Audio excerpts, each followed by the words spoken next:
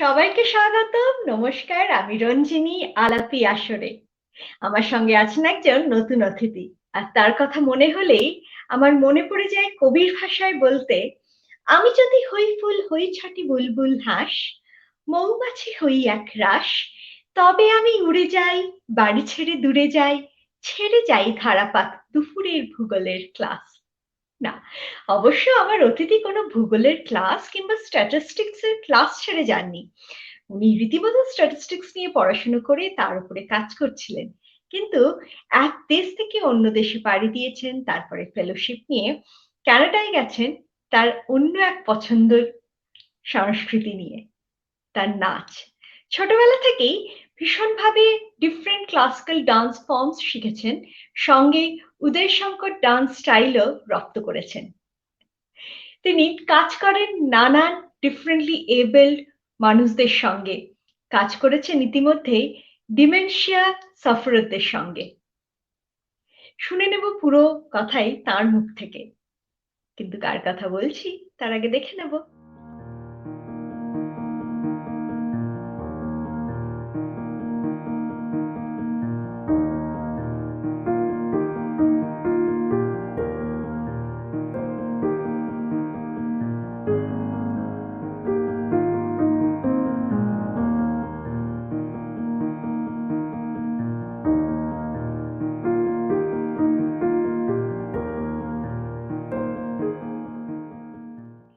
Please welcome শ্রদ্ধেয় বিশাখা সরকার। নমস্কার, কেমন আছেন বলুন আগে। খুব ভালো। আর তোমার সঙ্গে কথা বলতে গিয়ে তো আরো ভালো লাগছে। আমাদের পরম পাওয়া আলাপি আসরে আজকে আপনাকে পেয়েছি, আর আপনার জার্নি, আপনার এত সুন্দর আহ, অবদান নাচের জগতে, সবকিছুই আমরা নিয়ে আমাদের আসর এগিয়ে নিয়ে যাব। আমি তো ভীষণ খুশি হয়েছি। রিনিকে চিনি, খুব আমার প্রিয় পাত্রী। অনেকদিন ধরে ও আমাকে চেনে আন্টি বলেই, কিন্তু তার মধ্যে থেকে ও যে আমার শিল্পী সত্তাটাকে একটা স্বীকৃতি দিচ্ছে, সেটা একটা ভীষণ বড় পাওয়া। এই পরের প্রজন্মরা যদি মনে করে যে হ্যাঁ, এদের কাছ থেকে কিছু শোনার আছে, সেই জন্যই তো কাজ করা, যাতে ওরা সবাই করতে পারে। এই জন্য তোমাদেরকেও আমার অনেক ধন্যবাদ। Thank you so much auntie. আর খুব ভালো লাগছে আজকে আপনার সাথে এরকম ভাবে একটা ভার্চুয়াল প্ল্যাটফর্মে মিট করতে পারলাম। একদম চলে যাব আপনার ছোটবেলার সময়। তো আমরা বাঙালি পরিবারে যখন বড় হয়ে উঠি, কোথাও গিয়ে বাঙালির সাথে গান শেখার খুব একটা ওতপ্রোতভাবে জড়িয়ে থাকে।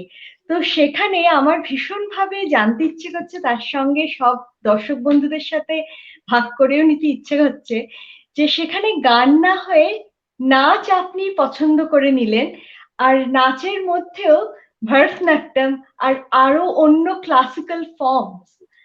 তো এই ব্যাপারটা ঘটলো কি করে? আহ, তাহলে আমার আরো পেছনে চলে যেতে হবে, একদম আমার মার ছোটবেলায়। আমার নাচ শেখার সবটাই বোধহয় মার জন্যই হয়েছে। আমার মা খুব ছোটবেলায় একটা মিশনারি স্কুলে পড়তে গিয়েছিল। সেখানে ওরা একটা নাচ তৈরি করেছিল, পপি ডান্স বলে। ওরা সব ছোট ছোট বাচ্চারা লাল রঙের টুটু পরে নেচে শেষকালে মাথাটা নিচ করে দিয়েছে। তাতে করে মাঝখানটাতে সবার কালো চুলগুলো করেছে পপির মাঝখানে, লাল কালো অংশটুকু, আর সব টুটিগুলো উপরে উঠে পাপড়ির মতো করে পপি করে ফেলেছে। আর ছোট্ট মেয়ে আমার মা, 6 বছর বয়স বোধহয় তখন, সেটা যে তার মনে কি দাগ কেটেছিল তা বলার নয়। সেই থেকে মা ভীষণ নাচের প্রতি একটা অনুশক্তি ছিল, খুব ভালোবাসতো। কিন্তু যেমন বলছো যে আমাদের সময় নাচের কোনো অসুবিধা ছিল না, খুবই চল ছিল। কিন্তু মা যখন বড় হচ্ছিল তখন ওই রকমই নাচের ঠিক সেরকম ভাবে সুযোগ বা চল ছিল না। সেই জন্য মাও গান শিখেছে এবং খুব ভালোই গান করতো।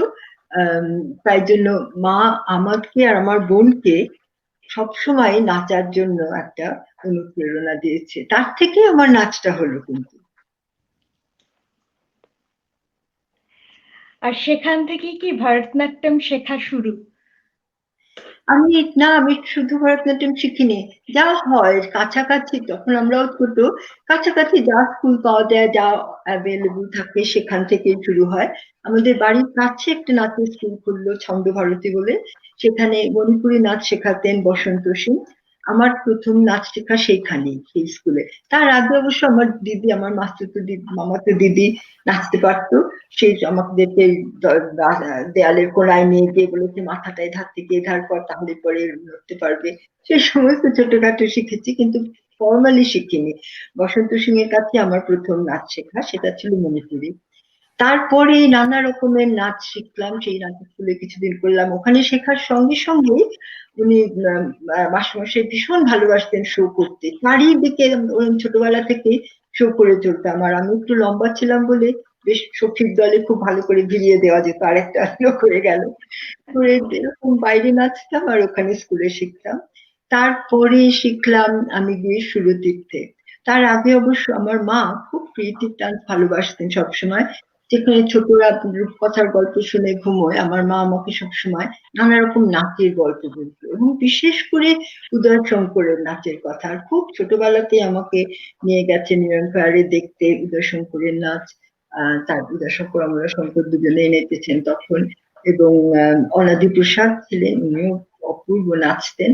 আর অনাদি প্রসাদের একজন ছাত্র বঙ্কিমবাবুর কাছে আমি কিছুদিন ক্রিয়েটিভ নাচ শিখেছি। তারপরে আমি গেলাম সুরতীর্থে। সব বন্ধুরা যেত সেখানে, কাজেই আমার সেখানে যাবার জন্য প্রাণ একদম ছটফট করে উঠলো। আর নাচ গান শেখার একটা আনন্দ তো বন্ধু পাওয়া, আর এই বন্ধুরা যেখানে যাচ্ছে সেখানেই আমারও যেতে ইচ্ছে করলো। সেখানে গিয়ে আমরা পেলাম মেননদাকে, বালকৃষ্ণ মেনন। অপূর্ব, অসম্ভব ভালো টিচার। তখন বলতাম না হয়তো ছোটবেলায় জিজ্ঞেস করতে, কারণ ভীষণ ভয় পেতাম। একদম মারধর করে শিখিয়ে দিতেন। আম, তারপরে ওখানে আমি কথাকলিও শিখেছি ওর কাছ থেকে। তারপর কুচিপুড়ির টিচার এলেন আমাদের, আর এস আনন্দম। আমার স্কুলের থেকে গ্রাজুয়েশনের সময় ওর কাছ থেকে কুচিপুড়ি শিখেছি। কাজেই নানা রকম ক্লাসিক্যাল ডান্সে আমি শিখেছি, শুধু একটা নয়। আর পারফর্ম করার সময় বেশিরভাগই করেছি কিন্তু রাবীন্দ্রিক গানের সঙ্গে। আপনি যখন বলছিলেন আপনার বলার মধ্যেই ভীষণভাবে আমাদের নিয়ে চলে যাচ্ছিল সেই সময়, আর মনে হচ্ছিল যেন আমরা পুরো দেখতে পাচ্ছি আপনার এই প্রশিক্ষণের পুরো একদম যে ডিসিপ্লিনের মধ্যে দিয়ে আপনি বেড়ে উঠেছেন নাচের মধ্যে নানান রকম নানান ফর্মে। যখন ক্রিয়েটিভ ডান্সের কথা এলো অ্যান্ড শ্রদ্ধেয় অমলা শঙ্করের কথা এলেন, খুব দুঃখের সঙ্গে খুবই আমাদের আমাদের খারাপ লাগলো যে খবরটি আমরা পেলাম, আর আমাদের কোথাও গিয়ে মন ভেঙে গেল। কিন্তু হ্যাঁ, আমাদের সঙ্গে উনি আজীবন থাকবেন, এটাই হচ্ছে ওনার শিক্ষা। আমরা যেভাবে পেয়ে এসেছি দূর থেকে কাছ থেকে যাই হোক না কেন, আমরা নিয়ে এগিয়ে যাব যখন দুটো। হ্যাঁ, আমি এখানে একটা কথা বলি, একদমই ঠিক কথা বলেছো। আমি যখন খবরটা শুনেছি, আমি ভগবানকে প্রণাম করেছি, আর আমি বলেছি যে না, এটা দুঃখের দিন নয়। কারণ যদি আজকের দিনটাকে আমি বলি লস, কি হারিয়ে গেছেন, এই সমস্ত কোনো নেগেটিভ কথা যদি বলি, তাহলে পরে সেটাতে অমলাদি পড়া যায়। অমলাদি একটা অসম্ভব শক্তিশালী, অসম্ভব পজিটিভ লোক। এত সুন্দর ইন্সপিরেশন দিয়ে আমাদেরকে মানুষ করেছেন। আমরা যারাই ওর কাছে এসেছি, সংস্পর্শে আসতে পেরেছি, তাদের কারো আজকে কোনো রকমের নেগেটিভ দুঃখের কথা বলার দিন নয়। আজকে শুধু ভীষণ ভাবে মনে প্রাণে এটা অনুভব করার কথা, কত বেশি উনি দিয়েছেন, কিভাবে উনি আমাদের সমস্ত অঙ্গ প্রত্যঙ্গ শুধু নয়, মনের চিন্তাধারার সমস্ত কোনায় কোনায় মিশে আছেন। এই যে কথাগুলো বলছি, এগুলো ভাবছি, আমি বলছি, তুমিও হয়তো ভাবছো যে আমি ভাবছি মনের থেকে, তা কিন্তু নয়। এগুলো সমস্ত অমলাদের শেখানো, সেই জিনিসটাই আমাদের মধ্যে দিয়ে প্রকাশ পাচ্ছে। কাজে আমার মনে হচ্ছে এখন আমাদের আরো বড় দায়িত্ব হলো যে অমলাদির কথা মনে রাখার। তার যে প্রচন্ড প্রচেষ্টা ছিল যে নাচ গানের মধ্যে থেকে পৃথিবীকে সুন্দর করে দেখা, তিনি সেটাই চেয়েছিলেন। আমাদের সবার মধ্যে বারবার করে বলেছেন তার সমস্ত ছাত্রীদেরকে যে আমি চাই তোমরা ভালো সুন্দর মনের মানুষ হয়ে ওঠো। কাজে আজকের দিনটাকে আমি বলবো ওর বাস্তবে স্থূল শরীরটা হয়তো আমাদের সঙ্গে নেই, সেটা তো যেতেই হবে, অনেক কষ্ট হচ্ছিল কাজে, কিন্তু তার যে মন, তার যে আত্মা, তার যে শিক্ষা, সেটা চলতেই থাকবে। কাজেই তিনি ভীষণ ভাবে আমাদের সবার সঙ্গে আছেন। খুব ভালো লাগলো। আপনি আমাদের যে এত সুন্দর করে ভাগ করে নিলেন, ওনার নিজেই প্রিন্সিপালে বিশ্বাস করতেন, এটাও আজকে আসরে, আলাপি আসরের অনেক বড় পাওয়া। চলে যাব আন্টি, আমাদের ক্রিয়েটিভ ডান্স ফর্ম আর ক্লাসিক্যাল ডান্স ফর্মের কমিউনিকেশন বেশ অনেকটাই ডিফারেন্স আছে। তো আপনি কিভাবে সেটা ডিফারেন্সটা আমাদের সবাই ভিউয়ার্সদের বলবেন, কিংবা সেই ব্যাপারে কি বলতে চাইবেন? আসলে আমি ছোটবেলা থেকে দুটোই প্রায় সমান সমানে করে এসেছি, যেভাবে এবং যাদের কাছে শিখেছি তাদের ইনফ্লুয়েন্সটাতে, যে আমার মনের মধ্যে কোনো রকমের ক্ল্যাশ নেই এই দুটো ধরনের নাচার মধ্যে। আমি ভীষণভাবে বিশ্বাস করি যে আমরা নাচ শিখি সেটা একটা ব্যাকরণের মতন। আমরা টেকনিকটা শিখি, আমাদের শরীর শেখে একরকম ভাবে জিনিসটাকে নাড়াতে, একরকম ভাবে বুঝতে, আর মন তারপরে সেগুলোকে জড়ো করে। কাজেই এই জড়ো করাটার মধ্যে এমন ভাবে করতে হয় যেন সেটা একটা সিমলেস হয়, যেন মনে না হয় এটার থেকে একটু, এটার থেকে একটু, এটার থেকে একটু করে জুড়ে দিলাম। আর যখন আমরা শিখি এই টেকনিক গুলোকে নিজের ভাবে বলতে, তখনই সেটার মধ্যে একটা সত্যিকারের মাধুর্য আসে, তখনই তার মধ্যে একটা ইন্ডিভিজুয়ালিটি আসে। কাজে এই দুটো স্ট্র্যান্ড সবসময় বোধহয় একসঙ্গেই কাজ করেছে। তবে কারণ আমি একই সঙ্গে মঞ্জুশ্রী চাকরি সরকারের কাছেও শিখেছি থেকেও বেশি করে ওর সঙ্গে কাজ করেছি। মঞ্জুদি বলতেন যে তোমাকে তো আমি আমার ছাত্রী বলতে চাই না, আমি বলতে চাই তুমি আমার সম্প্রদায়ের লোক। এবং খুব গভীর বন্ধুত্ব ছিল মঞ্জুদির সঙ্গেও। আমি সেই জন্য খুব মনে করে গলায় গয়না পরে এসেছি, যেটা মঞ্জুদিরই দেওয়া। সবসময় সব ভাবে, নানা রকম ভাবে মনে থাকেন ওরা।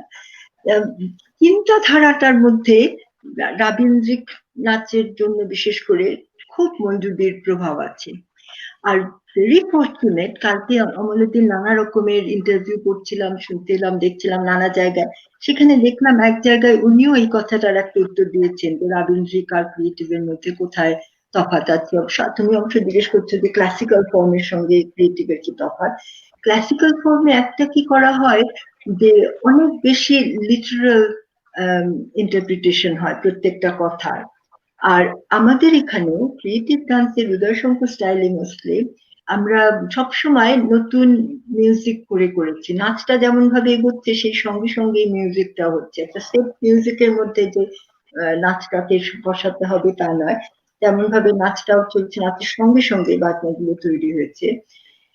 সেই জন্য কমিউনিকেশনের মধ্যে বলতে গেলে বলতে হয় যে ক্রিয়েটিভ ডান্সে অনেক বেশি আঙ্গিক অভিনয়টা আছে, সম্পূর্ণ শরীর দিয়ে করাটা, শুধু শুদ্ধ মুদ্রার উপর দিয়ে নয়। এমনকি কোরিওগ্রাফিটা তো এমন, বেশিরভাগই creative dance, specially Uday Shankar style, সেটা হচ্ছে গ্রুপ ডান্সেস, গ্রুপ কোরিওগ্রাফির মধ্যে, নট সো মাচ সোলো। কাজেই তার মধ্যে অনেক সময় কম্পোজিশন গুলোই এমন যে তার মধ্যে দিয়েও কমিউনিকেশনটা হয়। সেই রকমই বলবো, এগুলো খুব একটা পরিষ্কার ধরা বাঁধা তফাৎ বলাটা খুব মুশকিল, কারণ উদয়শঙ্কর স্টাইলের ক্রিয়েটিভ ডান্সের বেসিসটাই হচ্ছে ক্লাসিক্যাল ডান্স। আমাদেরকে প্রত্যেকে, কেউ এটা এমন নয় যে ক্লাসিক্যাল ডান্স না করে শুধু ক্রিয়েটিভ ডান্স করবে। এটা ক্রিয়েটিভ ডান্সটা করার জন্য সবসময় বিশ্বাস করেছেন অনুরাগী এবং উদয়শঙ্কর যে ক্লাসিক্যাল ডান্সের ব্যাকগ্রাউন্ডটা থাকার খুব দরকার। সেটার থেকে শরীরটা শেখে এস্থেটিক্সটা কি, কিভাবে মুভ করাটা দরকার, বা সেটা স্বাস্থ্যসম্মত হয় বা সর্বাঙ্গীন সুন্দর হয়। তারপরে তোমার ওই বাঁধা ধরা নিয়মের মধ্যে না থেকে, যেমন ক্লাসিক্যাল ডান্স করতে গেলে ভারতনাট্যমের যদি বলো, আডালস গুলোর মধ্যে ওটা একটুখানি বাঁধা রয়েছে, একটা ডান্স মোটিভটা ঠিক করা রয়েছে, সেই স্ট্রাকচার গুলো নিয়ে করছি। কিন্তু উদয়শঙ্কর স্টাইলে করতে গেলে বা ক্রিয়েটিভ ডান্স করতে গেলে আমরা অনেক বেশি ভরসা করি নিজেদের মনের ভেতরে যেভাবে মুভমেন্টটা আসছে, যেভাবে আইডিয়াটা আসছে, এটা যদি এরকমই হয় যে একটা আদাবই ওখানে আসছে মনে, তাহলে ঠিক আছে। যদি এমন হয় যে না, ওই আদাবটার থেকে একটুখানি চেঞ্জ করে দিতে পারি, কিংবা মনে হলো না ওটা একেবারেই যাবে না, সেটা সেই বা একটা ফ্রিডম আছে মনের মধ্যে যে এইটা তোমার মেটেরিয়াল, একে নিয়ে তুমি যেভাবে ইচ্ছে সাজাও। সেটাই আমার মনে হয় এই দুটোর মধ্যে তফাৎ, যে একটা জায়গায় কোন রকম শাস্ত্রীয় বাধা নেই, যে সেগুলোকে থেকে তুমি যা রস পেয়েছো, যা শক্তি পেয়েছো, সেগুলোকে যেমন ইচ্ছে করে তুমি মিশিয়ে দেখতে পারো, কোনোটা কাজ করবে কোনোটা করবে না। কিন্তু শাস্ত্রীয় নাচ করতে গেলে সেখানে আরেকটু বেশি নিয়মের মধ্যে বাধা আছে, তার মধ্যেই জিনিসগুলোকে বলতে হয়। এইরকম ভাবে আমি ভাবতে পারি। খুব খুব সুন্দরভাবে ভেরি ইনসাইটফুল এক্সপ্লেনেশন আমি বলবো আন্টি, কারণ সত্যি আমরা আজকে যারা নানান ধরনের ডান্স ফর্ম বুঝতে চাই, শিখতে চাই, তাদের কাছে কোথাও গিয়ে বোধহয় ভীষণ একটা ক্লিয়ার একটা এক্সপ্লেনেশন উঠে এলো আপনার কথার মধ্যে দিয়ে। আর সত্যি তো ডান্স আর্টিস্ট, আর সেখানে সেই ফ্রিডমটা বোধহয় পেলে এইরকমই ক্রিয়েটিভ ডান্স ফর্ম বোধহয় আমরা সবাই পেতে পারি আপনাদের মতন শিল্পীদের থেকে। আর ফ্রিডম ঠিকই, ভীষণ ফ্রিডম, কিন্তু তার মানে নট ফ্রি ফর অল, তার মানে যা ইচ্ছে তাই করা যায় না। তার মধ্যেও আছে নিয়ম, আছে তার মধ্যেও তোমাকে ভাবতে হবে। আর বিশেষ করে শাস্ত্রীয় নাচ শেখার জন্য অনেকগুলো নিয়ম মনের মধ্যে একদম গেঁথেই যায়, যেগুলো শাশ্বত, যেগুলো থাকতেই হয় সমস্ত সময়। সেগুলোর থেকে দূরে সরে গেলে পরে এই জিনিসগুলো সবসময় ঠিক লাগে না। কিন্তু পৃথিবী তো চলছে, নতুন জিনিস তো আসতেই হবে। এমনকি শাস্ত্রীয় নৃত্যের মধ্যেও এখন তো ঠিক যেভাবে বালা সরস্বতী নাচছেন, এখনকার মেয়েরা তো সবাই ঠিক সেভাবে নাচছে না, কত রকমের পরিবর্তন সব জায়গায় হচ্ছে। তবে এইখানে যেন পরিবর্তনটাই ধর্ম, সেটাই যেন একটা জিনিস যেটা সবাইকে এগিয়ে নিয়ে যাচ্ছে উদ্যম দিয়ে। একদমই। আপনার সাথে আপনার কথা শুনতে শুনতে আমার ভীষণভাবে যেই প্রশ্নটা মনে এলো এখন, আর একদম আমি করে ফেলতে চাই, স্ট্যান্ডার্ড ডিভিয়েশন কোরিলেশন কে পাশে সরিয়ে রেখে আপনি নাচ নৃত্যশিল্পীকে প্রথম পছন্দ করলেন, এই সূত্রে বলে রাখতে চাইছি আমার দর্শক বন্ধুদের, উনি প্রেসিডেন্সি কলেজের ছাত্রী, তাও আবার স্ট্যাটিস্টিক্স নিয়ে পড়াশোনা, সেখান থেকে প্রথম পছন্দ হয়ে উঠল নানান ফর্ম অফ ডান্স। এই ঘটনাটা কি করে ঘটলো? আম, এটা একেবারেই ঘটনা মনে হয় না, কারণ দুটো জিনিস তো একসঙ্গেই করেছি। কাজ কখনোই মনে হয় না যে একদমই মনে হয় না যে স্ট্যাটিস্টিক্স এর সঙ্গে নাচের কোনো রকমের ক্লাশ আছে আসলে। সত্যি বলতে কি, আমি মনে হয় যেন স্ট্যাটিস্টিক্সটা পড়ার ফলে অনেক সময় আমি আমার নাচটা বুঝতে সুবিধা হয়।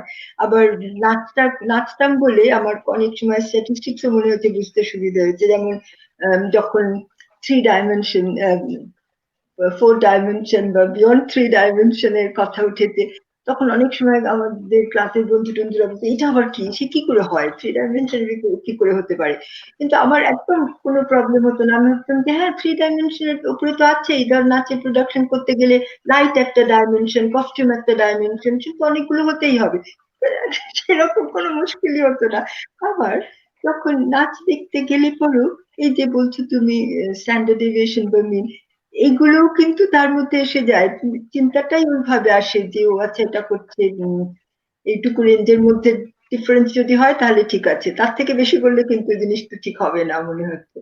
কাজে দুটোই এসে যায় আসলে। সত্যি নাচের মধ্যে কোথায় সুবিধা হয় সেটার জন্য বলছি, স্ট্যাটিস্টিক্স শেখায় কিভাবে অনেক কেওয়াটিক অনেক রকম জিনিস দেখছো, বৈচিত্র্যপূর্ণ, কেওয়াটিক বলবো না সবসময়, তার মধ্যে থেকে একটা প্যাটার্ন খুঁজে পাওয়ার, একটা কোনো কিছু আছে সামঞ্জস্য, কিছু একটা জিনিস বারবার আসছে বা সেইটার জন্যই এটা বারবার হচ্ছে। এই সবগুলো জন্য নাচ দেখতে গেলে অনেক সময় আমার অ্যানালিসিস করতে সুবিধা হয়েছে। অনেকের মধ্যে দেখতে গিয়েও না আমি বুঝতে পেরেছি যে এইটা কিন্তু অনেকটা কাজ করছে। তো আমার মনে হয় যে অ্যানালিটিক মাইন্ড যেটা তৈরি করে স্ট্যাটিস্টিক্সে, সেটা আমাকে সাহায্য করেছে, ডাইরেক্টলি না করলেও ইনডাইরেক্টলি সবসময় সেটা সাহায্য করেছে। কাজে এই দুটো মোটামুটি একসঙ্গেই থাকতেই পারে, থাকে। কিন্তু কি করে আমি নাচের ওরকম জগতের থেকে, একাডেমিক জগতের থেকে নাচের জগতে কাজ করতে এলাম, সেটা সত্যি একটুখানি বলতে হবে যে হয়েছে। অমলাদির আবার একটা অমলাদির ইন্টারভিউ কথায় মনে হচ্ছে, সেখানে উনি বলেছেন যে উনি জানতেন না যে কি হবে জীবনে, কিন্তু একটা তারা যেন ওকে নিয়ে যেত সব এক জায়গা থেকে আরেক জায়গাতে। আমি বলবো না আমি সেরকম কোনো তারা দেখেছি, কিন্তু আমার জীবনের অভিজ্ঞতা, জীবনের ঘটনাগুলো এমন ভাবে ঘটেছে যে আমার ঠিক প্ল্যান করা পথের বাইরে আমি চলেছি। এবং সেই চলাটা আজকে বলবো পেছন দিকে ফিরেও যে খুব সুন্দর হয়েছে, খুব সুমধুর হয়েছে। অনেক পেয়েছি তার থেকে, মানে দেওয়ার থেকে পাওয়া অনেক অনেক বেশি সেখানে। আমি এখানে যখন এলাম, এসে বা যখন দেশেও ছিলাম, পড়াচ্ছিলাম সায়েন্স পড়াচ্ছিলাম ব্রাহ্মগাঁও স্কুলে, আর তারপরে অ্যানথ্রোপোলজিক্যাল সার্ভেতে আমি সিনিয়র রিসার্চ ফেলোর কাজ করছিলাম। সেসব কাজে সেগুলো অনেকটাই স্ট্যাটিস্টিক ভাষায় ছিল। কিন্তু তারপরে এখানে আসার পর আমি একটা ইন্স্যুরেন্স কোম্পানিতে কাজ করতাম, কিন্তু তারপরে নানা কারণে সেটা কিরকম ঠিক হচ্ছিল না, নানা রকমের রেসিজম, হ্যানা ত্যানা। আর সেই সময় আমি এখানে নাচতে শুরু করায় কিছু অসম্ভব ভালো বন্ধু পেলাম, যারা আমাকে প্রায় they pave the path for me. আর তখন আর্টস কাউন্সিলেরও একটা মুভমেন্ট হচ্ছিল, অ্যানিমেটর মুভমেন্ট বলে একটা নতুন ধরনের পোস্ট ক্রিয়েট করছিলেন ওরা, যে অ্যানিমেটর বলে, যারা নাচটাকে সবার কাছে নিয়ে যাবে, সাধারণ লোকের কাছে, যাতে করে প্রথম ছোট বয়স থেকে লোকেরা নাচ দেখে, নাচের সম্বন্ধে জেনে পরবর্তীকালে ভালো রকমের দর্শক হতে পারে। সেই মুভমেন্টটারই একটা জিনিস হচ্ছিল লিভারপুলেও। তখন আমি সেখানে কাজ পেলাম। আমি প্রথম লন্ডনের বাইরে প্রথম সাউথ এশিয়ান ইন্ডিয়ান ডান্স বলতে পারো অ্যানিমেটর। তো সেই সুযোগটা পেয়ে আমি ভাবলাম যে কখনো কিন্তু করিনি। আমি একটা বাড়ির থেকে এসেছি যে মোস্টলি একাডেমিক কাজ বা এমনি চাকরি টাকরি সেরকমই করে, কেউ পুরোপুরি আর্টিস্ট, সকলেই ভীষণ আর্টিস্টিক, অনেক অনেক লোকেরাই আমাদের পরিবারে। কিন্তু একমাত্র আমার মামিমা, মেম সাহেব মামিমা, তিনি ছিলেন আর্টিস্ট, পেইন্টার। তাছাড়া কেউ ঠিক আর্টটাকে পুরোপুরি নেয়নি, কাজে একটু ভয় ছিলই। কিন্তু এই অ্যানিমেটর পোস্টের সুযোগটা পেয়ে আমি ভাবলাম যে দেখি না কি হয়। সেটা করেই আমি এলাম এই পথে, ইন্স্যুরেন্স কোম্পানির কাজ ছেড়ে দিয়ে এটাতে করতে। এবং তারপর থেকে পায়ের বেগে পথ কেটে যায়, যেমন কথাটা আছে না, সত্যি সেরকম। কি করে যে একটার পর একটা হয়ে গেল, কোত্থেকে কোথায় চলে গেলাম। আমার নিজের সবসময় উৎসাহ ছিল, জানার একটা তৃষ্ণা ছিল সব সময়, যেটা করলে কি হয়, ওখানে গেলে কি হয়, আচ্ছা এটা কি করা যায়। সেরকম করে করে একটার পর একটা ঘটনা ঘটতে ঘটতে দেখলাম যে এটাই আমার পুরোপুরি প্রফেশন হয়ে গেল। সেইভাবেই হয়েছে। যেমন ভালোবাসার সত্যি খুঁজে দেয় বোধহয়, আর নিয়ে চলে যায় সেই পছন্দের কাজটির কাছে, ওরকম ভাবেই আপনাকে এই দেশে এসে কিভাবে যেন নাচ আপনাকে খুঁজে পেলো আবার। সত্যি আমার সেরকমই মনে হয়। মানে তার পাশে অসংখ্য বন্ধু বান্ধব সবাই রয়েছেন, যারা সকলে হাত ধরেছেন ঠিক সময়, আর নানা রকমের সুযোগ করে দিয়েছেন। কাজেই হ্যাঁ, আমি তো সত্যিই তাই বলবো, এটা মানে ভগবানের অসীম কৃপা যে একটার পর একটা খুব সুন্দর কাজ করার সুযোগ পেয়েছি।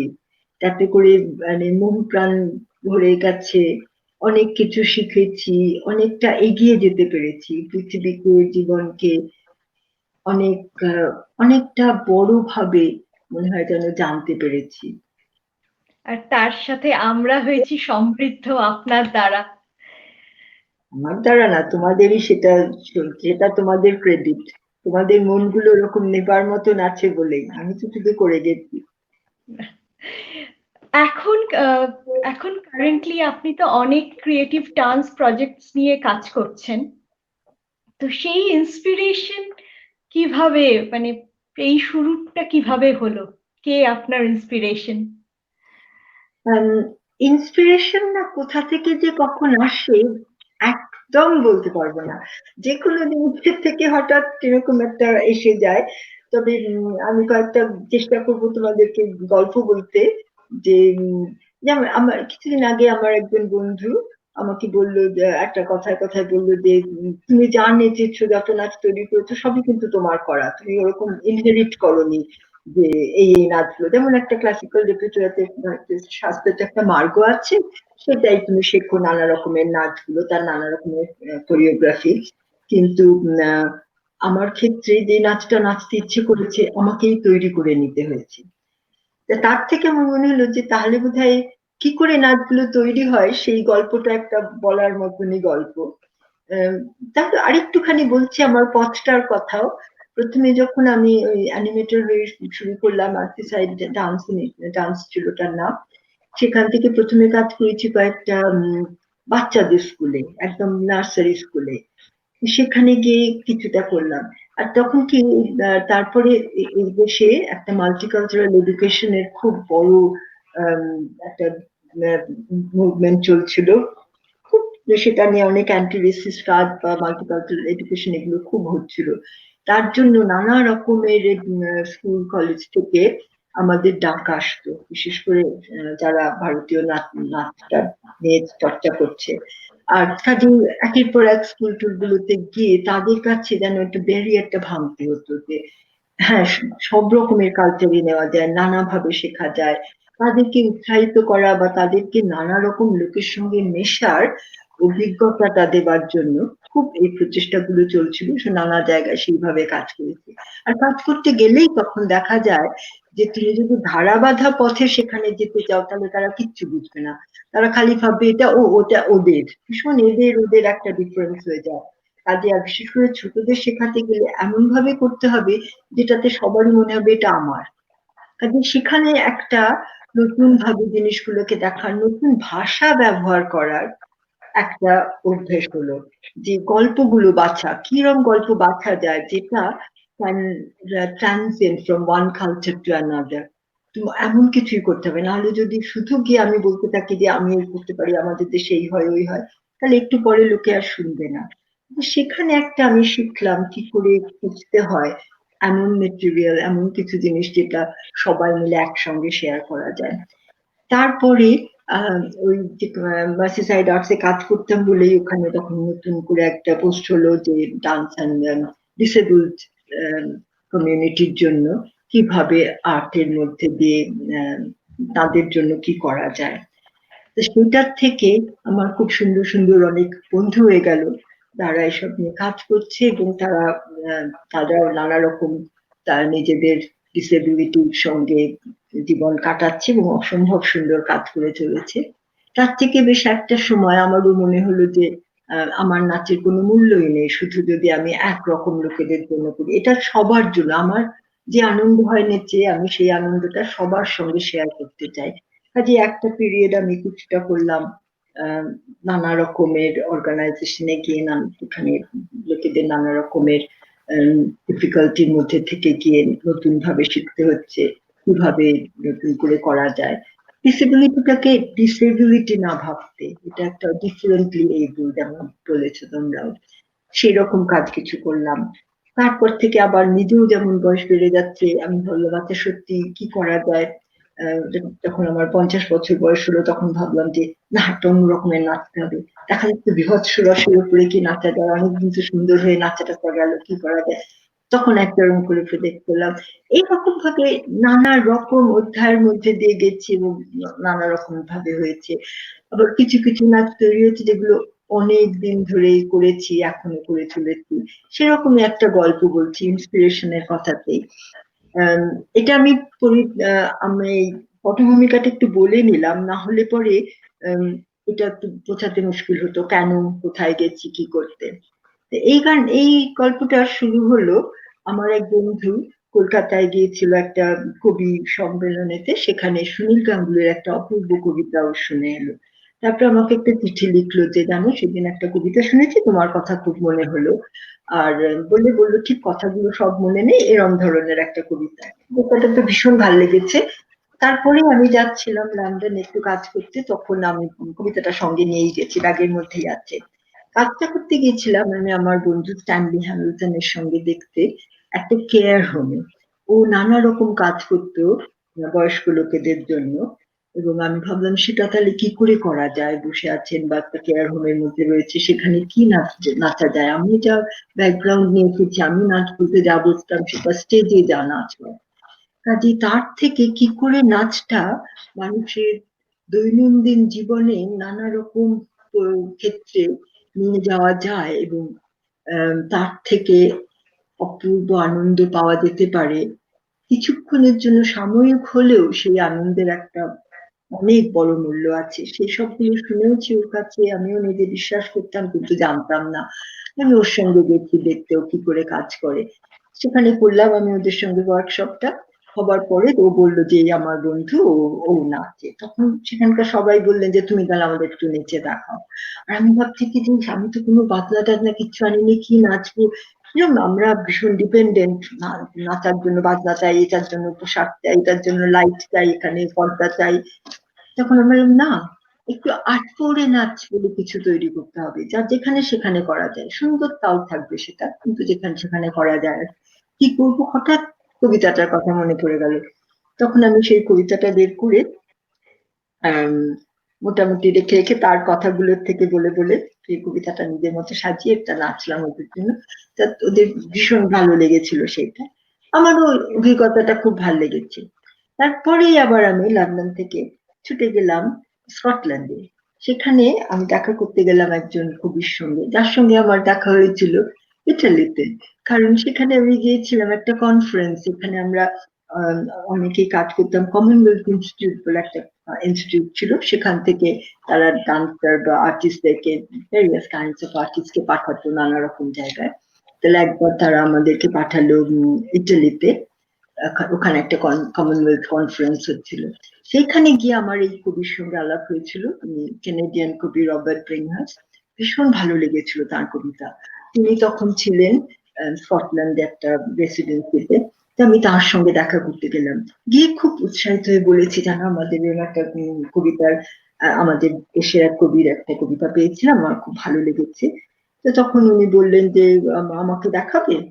তখন আমার এই রে, আর এখনই কোনো মতে ভেবে ভেবে একটুখানি তাড়াতাড়ি ট্রান্সলেট করে করলাম। তখন বললেন যে না, তুমি বাংলায়, তুমি তোমার নিজের ভাষায় বলো।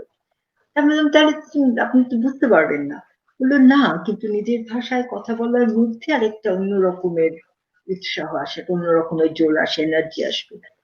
আমি বললাম, আর বলে করলাম। আমার এত ভালো লাগলো, হঠাৎ মনে পড়লো বহুকাল একটা কোনো ভালো বাংলা ভাষায় কথা বলিনি। কথাগুলো হয়ে যাচ্ছিল যে কি খাবে, কি রান্না করব, এক থাপ্পড় মারবো ছেলে মেয়েদেরকে বলছি, সেই সমস্ত কোনো সুন্দর বাংলা কথা বলিনি কতদিন।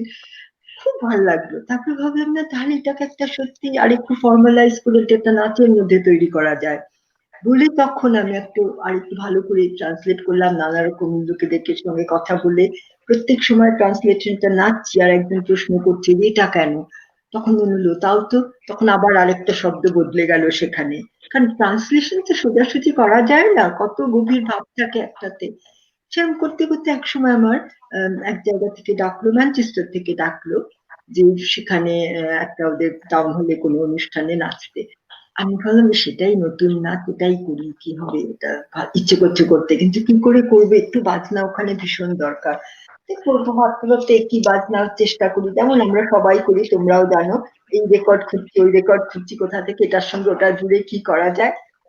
তখন আমার হঠাৎ মনে হলো যে আমার এক বন্ধু বলেছিল যে ওর ছেলে খুব ভালো বাজাচ্ছে। ও সাধারণত নিজের ছেলে মেয়ের সম্বন্ধে কিচ্ছু বলে না। বললো ও কিন্তু বেশ ভালো বাজাচ্ছে, জানো সব টিচাররা বলছে। আমি বললাম যে বাজাবে ও আমার সঙ্গে। ও 12 বছরের ছেলে। জিজ্ঞেস করলো, ও বললো যে হ্যাঁ আন্টি আমি বাজাবো। তো ও এলো সেখানে, এত বড় একটা উঁচু ডায়াসের উপরে আমি নাচছি, ওর মাথাটা শুধু ওইটুকুই যাচ্ছে। আমি বললাম যে অরুণ এরকম আমি একটা নাচবো, তার মধ্যে না এরকম অনেক পাহাড় আছে, নদী আছে, দ্বীপ আছে, গাছপালা আছে, তুমি সেরকম করে পারবে? বললো হ্যাঁ হ্যাঁ পারবো আন্টি। বলে ও ওখান থেকে ইম্প্রোভাইজ করতে থাকলো, আর আমি স্টেজে উঠে ওটা নাচলাম। সেটা সত্যি মানে সুনীল গাঙ্গুলির কবিতা বুঝতেই পারছো কি অপূর্ব, কোন জগতের কথা। তার সঙ্গে একটা, ও ক্ল্যারিনেট বাজায়, একজন ক্ল্যারিনেট বাজাচ্ছে, আরেক ভদ্রমহিলা উঠে নেচে দিলেন। জিনিসটা সব বেশ ভালোই হলো, সকলেরই ভালো লাগলো। তারপরে এরম অনেক জায়গাটা বলছিল এখানে করো ওখানে করো, করতে করতে ওটা একটা খুব প্রিয় নাচ হয়ে গেল। যে mountain, I want to buy a mountain, আমি একটা পাহাড় কিনতে চাই, কবিতাটা আচ্ছা, বাহ! আমি এটাই জিজ্ঞেস করতে যাচ্ছিলাম যে কোন কবিতাটির কথা হচ্ছে, যদি আমাদের একটু দুটো লাইন যদি ওকে হ্যাঁ, ভাবে একটু আমাদের। আমি একটা পাহাড় কিনতে চাই, কিন্তু আমার নাম সত্যি কবিতাটা মনে নেই, আমি নিজে কথাগুলো না শুনে করেছি তো, সেটা নিয়েও খুব মুশকিল ছিল। আমি না নাচছি আর আমার ভীষণ খারাপ লাগছে যে আমি সুনীল গাঙ্গুলির কাছ থেকে পারমিশন নিইনি এখনো। যদি উনি কোথাও শোনেন যে আমি এটাকে কেউ একটা নেচে বেড়াচ্ছে কিন্তু উনি কিছুই জানেন না, ভীষণ খারাপ লাগছিল। সেই সময় না কেতকী কুশারীদের সঙ্গে দেখা হলো। কেতকী কুশারী ডায়সন, উনি তো কবি জানোই। তা আমি বললাম, কেতকীদি আপনি তো চেনেন সুনীল গাঙ্গুলিকে, আপনি একটু ওকে বলে দেবেন যে আমি এটা করছি, যদি ওর আপত্তি থাকে করবো না। তারপরে কিন্তু কিছু হলো না। তারপরে আমি আবার কলকাতায় গিয়ে সবাইকে বলছি কেউ একটু আমাকে নিয়ে যাবে, একটুখানি বলে দিবি। করতে করতে একদিন সুযোগ হলো যাওয়ার, সুনীল গাঙ্গুলির বাড়িতে গেলাম। কিন্তু উনি খুব ব্যস্ত ছিলেন, কাজেই হঠাৎ কে এসেছে বলছে যে আমি একটা নাচি, উনি বিশ্বাসও করেননি বোধহয়, চলে গেলেন। কিন্তু তারপরে ওর স্ত্রী ছিলেন, উনি বসে বললেন এরকম কি, আচ্ছা। আমি বললাম, জানেন আমি কোনোদিনও কবিতাটা দেখিনি, আমি সত্যি জানি না কিন্তু কি কবিতা, আমি শুনে পিছিয়ে থেকে এটা করি। তখন উনি বললেন আচ্ছা দাঁড়ান আমি দেখছি, আচ্ছা আপনি আপনি দেখাবেন আমাকে। আমি বললাম, হ্যাঁ এটা তো আমার আট পড়ে নাচ, এটা তো আমি যে কোনো জায়গায় নাচতে পারি।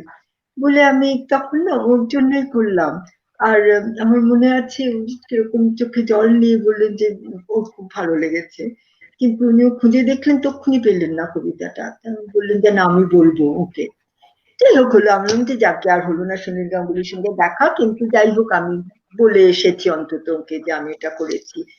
এই সমস্ত করার পরে আবার আমার একজন ভাই, মামাতো ভাই, ও ছিল শান্তিনিকেতনে থাকতো ওরা। ও একদিন আমাকে নিয়ে গেল বাবলিতে, ওরা থাকতো বাবলিতে। তা আমি গেছি ওদের ওখানে, আর ও আর ওর বউ নীলা ওরা খুব পছন্দ করতো আমার নাচের কথায়। তা একদিন ওদের ওখানেই আম, কিছু শান্তিনিকেতন শ্রীনিকেতনের থেকে কিছু ছেলে মেয়ে এসেছে দেখতে।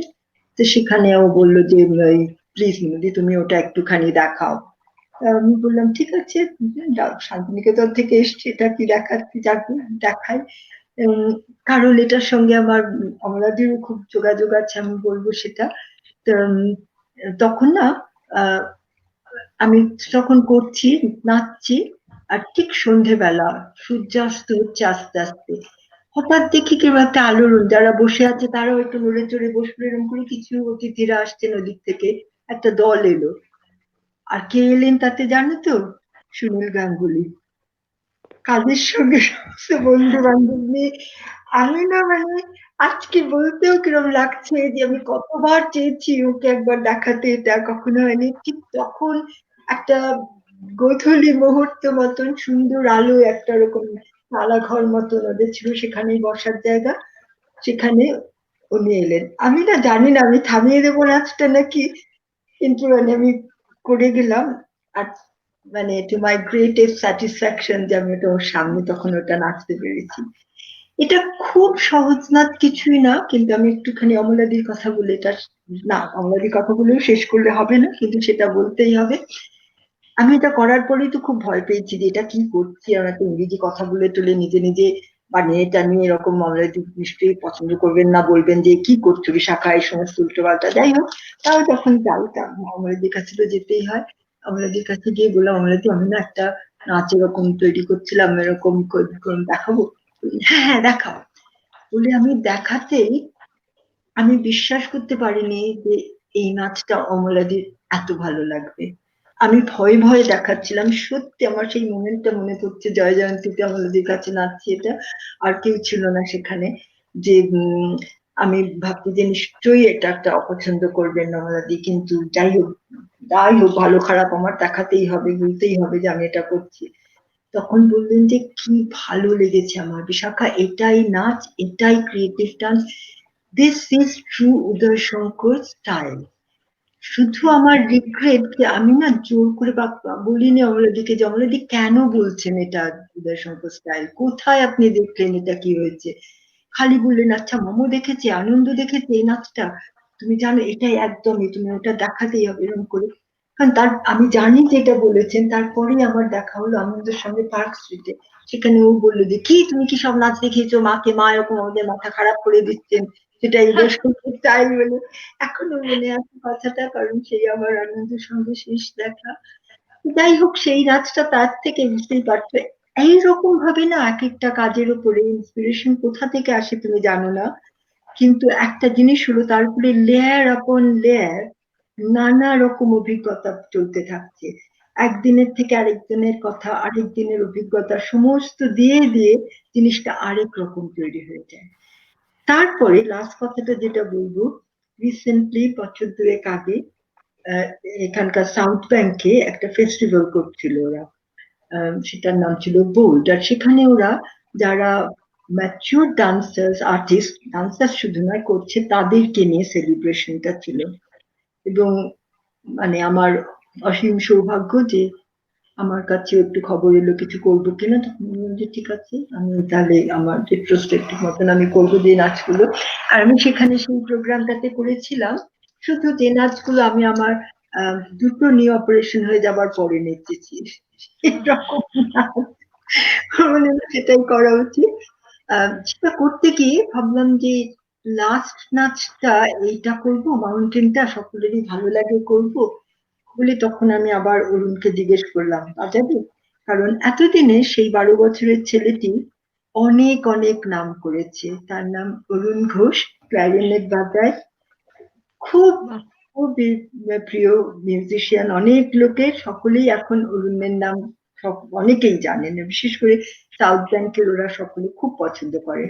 আর এটা ছিল কুইন এলিজাবেথ হলে। কুইন এলিজাবেথ হলে শো দেখতেই গেছি, কোনো জীবনেও ভাবিনি যে সেখানে নাচবো বলে। পার্সেল রুমে নেচেছিলাম, কিন্তু কুইন এলিজাবেথে কখনোই ভাবিনি। উম, যাই হোক, সেখানে করতে গেলাম, তখন বললাম যে তুমি করবে অরুণ, ও পারলো আসতে।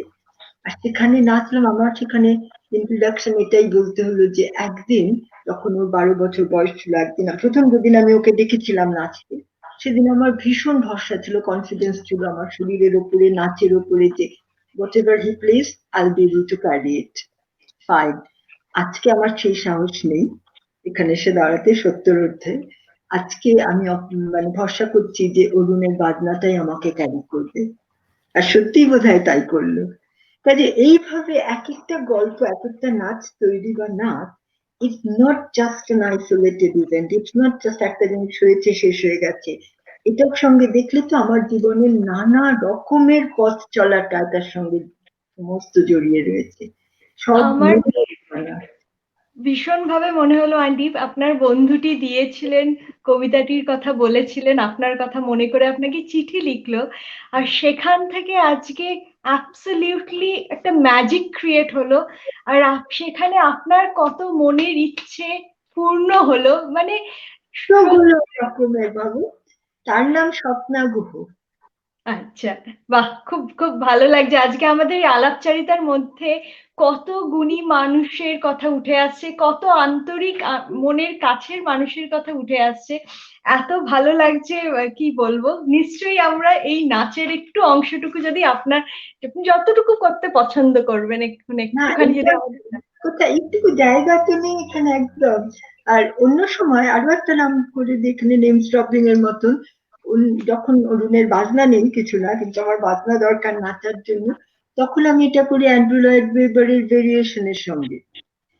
তার আচ্ছা, তার সঙ্গেও এটা যায়, ক্ল্যারিনেটের সঙ্গেও যায়, যে কোনো বাজনা বাজালেই সেটা যায়। এটা না করি এখানে একদম জায়গা নেই কিছুই করার, কিন্তু এরকম ধরনের হয়।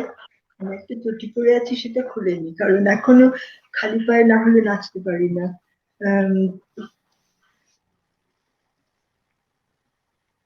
অনেকদিন যাবৎ ভাবছি একটা পাহাড় কিনবো, একটা পাহাড় কিনতে চাই। এই পাহাড়টা আমি কিনতে চাই একটা নদীর বদলে। আমার একটা নদী আছে। এই নদীটা আমি কিনেছিলাম আমার একটা ছোট্ট দ্বীপের বদলে। আমার একটা দ্বীপ ছিল। মাঝে মাঝে মনে হয় সেই দ্বীপটাতে ফিরে যায়, কিন্তু শৈশবে কখনো ফেরা যায় না। তাই সেই দিন থেকে আমি বয়ে চলেছি এই নদীরই সঙ্গে।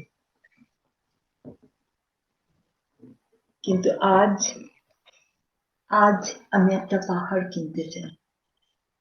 পাহাড় পাহাড় তো স্থানীয়, নদীর মতন কলচ্ছলা বেগে সে কোথাও যায় না। হয়তো তা সত্যি, কিন্তু আজকে আমি একটা পাহাড় কিনতে চাই। আমি একটা পাহাড় কিনতে চাই যার তলায় আছে ছোট্ট একটা বন। সেখানে আমি পায়ে পায়ে উঠে যাব সেই পাহাড়ের চূড়ায়। সেখানে পৌঁছে আমি একা, আমার সমস্ত অহংকার অভিমান চলে গেছে। আমি কোনো এক ঈশ্বর বিশ্বাস করি না, কিন্তু আমি জানি এই অপূর্ব সৃষ্টির অন্তরে আছেন এক মহান শক্তি। সেই পাহাড়ের চূড়ায় নতজানু হয়ে বসে আমি বলবো, আমি কোনো অপরাধ করিনি, আমায় ক্ষমা করুন। এই ধরনের আর কি। অপূর্ব, অপূর্ব। আমার সত্যিই মনে হচ্ছিল যদি আমরা শুধু আপনাকে দেখে যেতে পারতাম, আপনার শিল্প সৃষ্টির মধ্যে দিয়ে আমরা যদি ধরে রাখতে পারতাম এই সময়। না না, এই জন্য এটা আটপৌরে নাচ, মানে তোমার সঙ্গে গল্প করতে করতেও করে যাওয়া যায়, আবার স্টেজে গিয়ে দাঁড়িয়েও নাচা যায়। বাবু কুইন একদম। এলিজাবেথ হলের মতন অত বড় একটা হলেও যেটা নাচা যায়, সেটা আজকে তোমার সঙ্গে বসে তোমার বাড়ির আম, বসার ঘরেও নেচে যাওয়া গেল। এই একদম। মানে এগুলো নাচ যেটা প্রাণের সঙ্গে যোগ, এটা জাস্ট কোনো মতে এনার্জিটাকে শরীরের মধ্যে দিয়ে ধার ধার করে পাঠিয়ে দেওয়া। কত সহজভাবে আপনি বলছেন, হয়তো যারা যারা সত্যি ব্যাপারটা শিখতে চায় তাদের কাছে হয়তো এটা খুব সুবিধা হবে আপনারই এত সহজভাবে আমাদের বুঝিয়ে দেওয়ার জন্য। খুব থ্যাংক ইউ সো মাচ তার জন্য। চলে যাব আপনার সেই বিশেষ দিনটিতে, যখন কুইন আপনাকে এমবি সম্মানিত করেছিলেন, সেই সময় সেই মুহূর্ত যদি আমাদের সবার সাথে একটু ভাগ করে নেন। আম, সেই মুহূর্তের আগের মুহূর্তটাই বোধহয় বেশি মজার, যখন চিঠিটা এসেছে না একটা ব্রাউন এনভেলপে।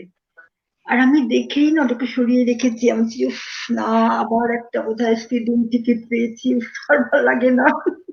আমি প্রায় খুলতেই যাচ্ছিলাম না, কিন্তু তারপরে আমার স্বামীও ছিলেন ওখানে, আমি তখন চাকে দেখি, খুলে দেখি। খুলে আমি দেখছি ওটা তখন ডেভিড ক্যামেরন ছিলেন প্রাইম মিনিস্টার, তাতে ওর কাছ থেকে চিঠিটা আসে। আমি দেখেছি কিন্তু ঠিক বুঝিনি, আমি ওকে সব বোধহয় অ্যাকাউন্ট অ্যাকাউন্ট কিছু করছিলাম, আর ও কিছু বললো না, বলে যে হ্যাঁ হ্যাঁ পরে এসে দেখবো কোন সন্ধ্যেবেলা। আমি ভাবছি হ্যাঁ পরে এসে কাজ বাজ করে এসে দেখবো। কিন্তু তারপরে পরে দেখুন, তখনও ভাবছি কি যে আবার কোনো হোক্স টোক্স নয় তো, দেখছি না সিলটা ঠিকই আছে। আর যাই হোক, জানতে পারলাম যে পেয়েছি। সেটা একটা কিন্তু একদম অপ্রত্যাশিত, জানেন, বুঝতেই পারছো, জানেন, আমি মনে করেছি যে ওটা একটা স্পিডিং টিকিট বরং একটা কিছু এসেছে। আর সেই দিনটা সত্যি অসম্ভব একটা অনুভূতি। আম, আমার মেয়েরা এবং আমার স্বামী আমার সঙ্গে গিয়েছিল।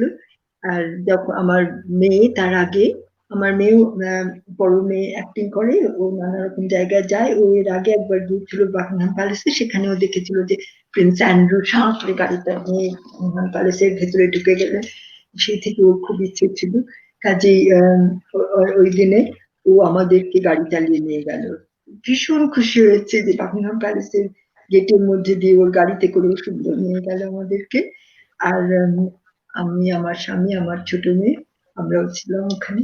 তারপরে গেলাম। আর খুব সুন্দর, ওরা ওখানে যেতেই প্রথমে বললো কি যে তোমার নামটা কি করে উচ্চারণ করতে হয় বলো, কারণ আমাদেরকে দিয়েছিলেন প্রিন্স চার্লস, যে উনি কিন্তু বিশেষ করে বলেছে যে যেন নামটা যেন ভুল করে না বলা হয়। সেই আর কি, সেরকম করে হয়ে গেল একটা একদম স্বপ্নের মতো জিনিস, যেটা একেবারেই ভাবিনি। আর একটা খুবই সুন্দর জিনিস যে দেখো এতদিন পরে এত দূরে এসে আজকে আর বিদেশ বলতে পারি না এটাকে সত্যি, কিন্তু তাও তো বিদেশি আমাদের নানা রকম যারাই কাজ করছে নানা রকমের কাজ করছে, যেটা তোমরা মনে করেছেন যে একটুখানি বলতে চান বা তাদেরকে একটু সমাদৃত করতে চান, সেখানে ডেকেছে, সেটা একটা খুবই বড় অনুভূতি হয়েছে সত্যি।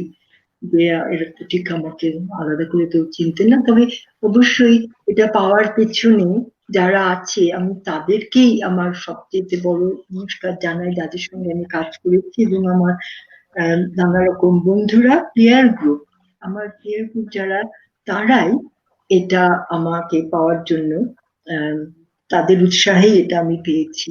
আমরা শুধু নাচের জগতে নানা রকমের রেষারেষি এসবের কথাই শুনি, কিন্তু আমরা শুনি না যে কত বড় চমৎকার সুন্দর বন্ধুত্ব হয়, যেখানে উম, সবাই সবাইকে একটা খুব অ্যাপ্রিসিয়েট করে কে কি করছে, সেগুলো সম্বন্ধে ভালো করে সবাইকে জানায়।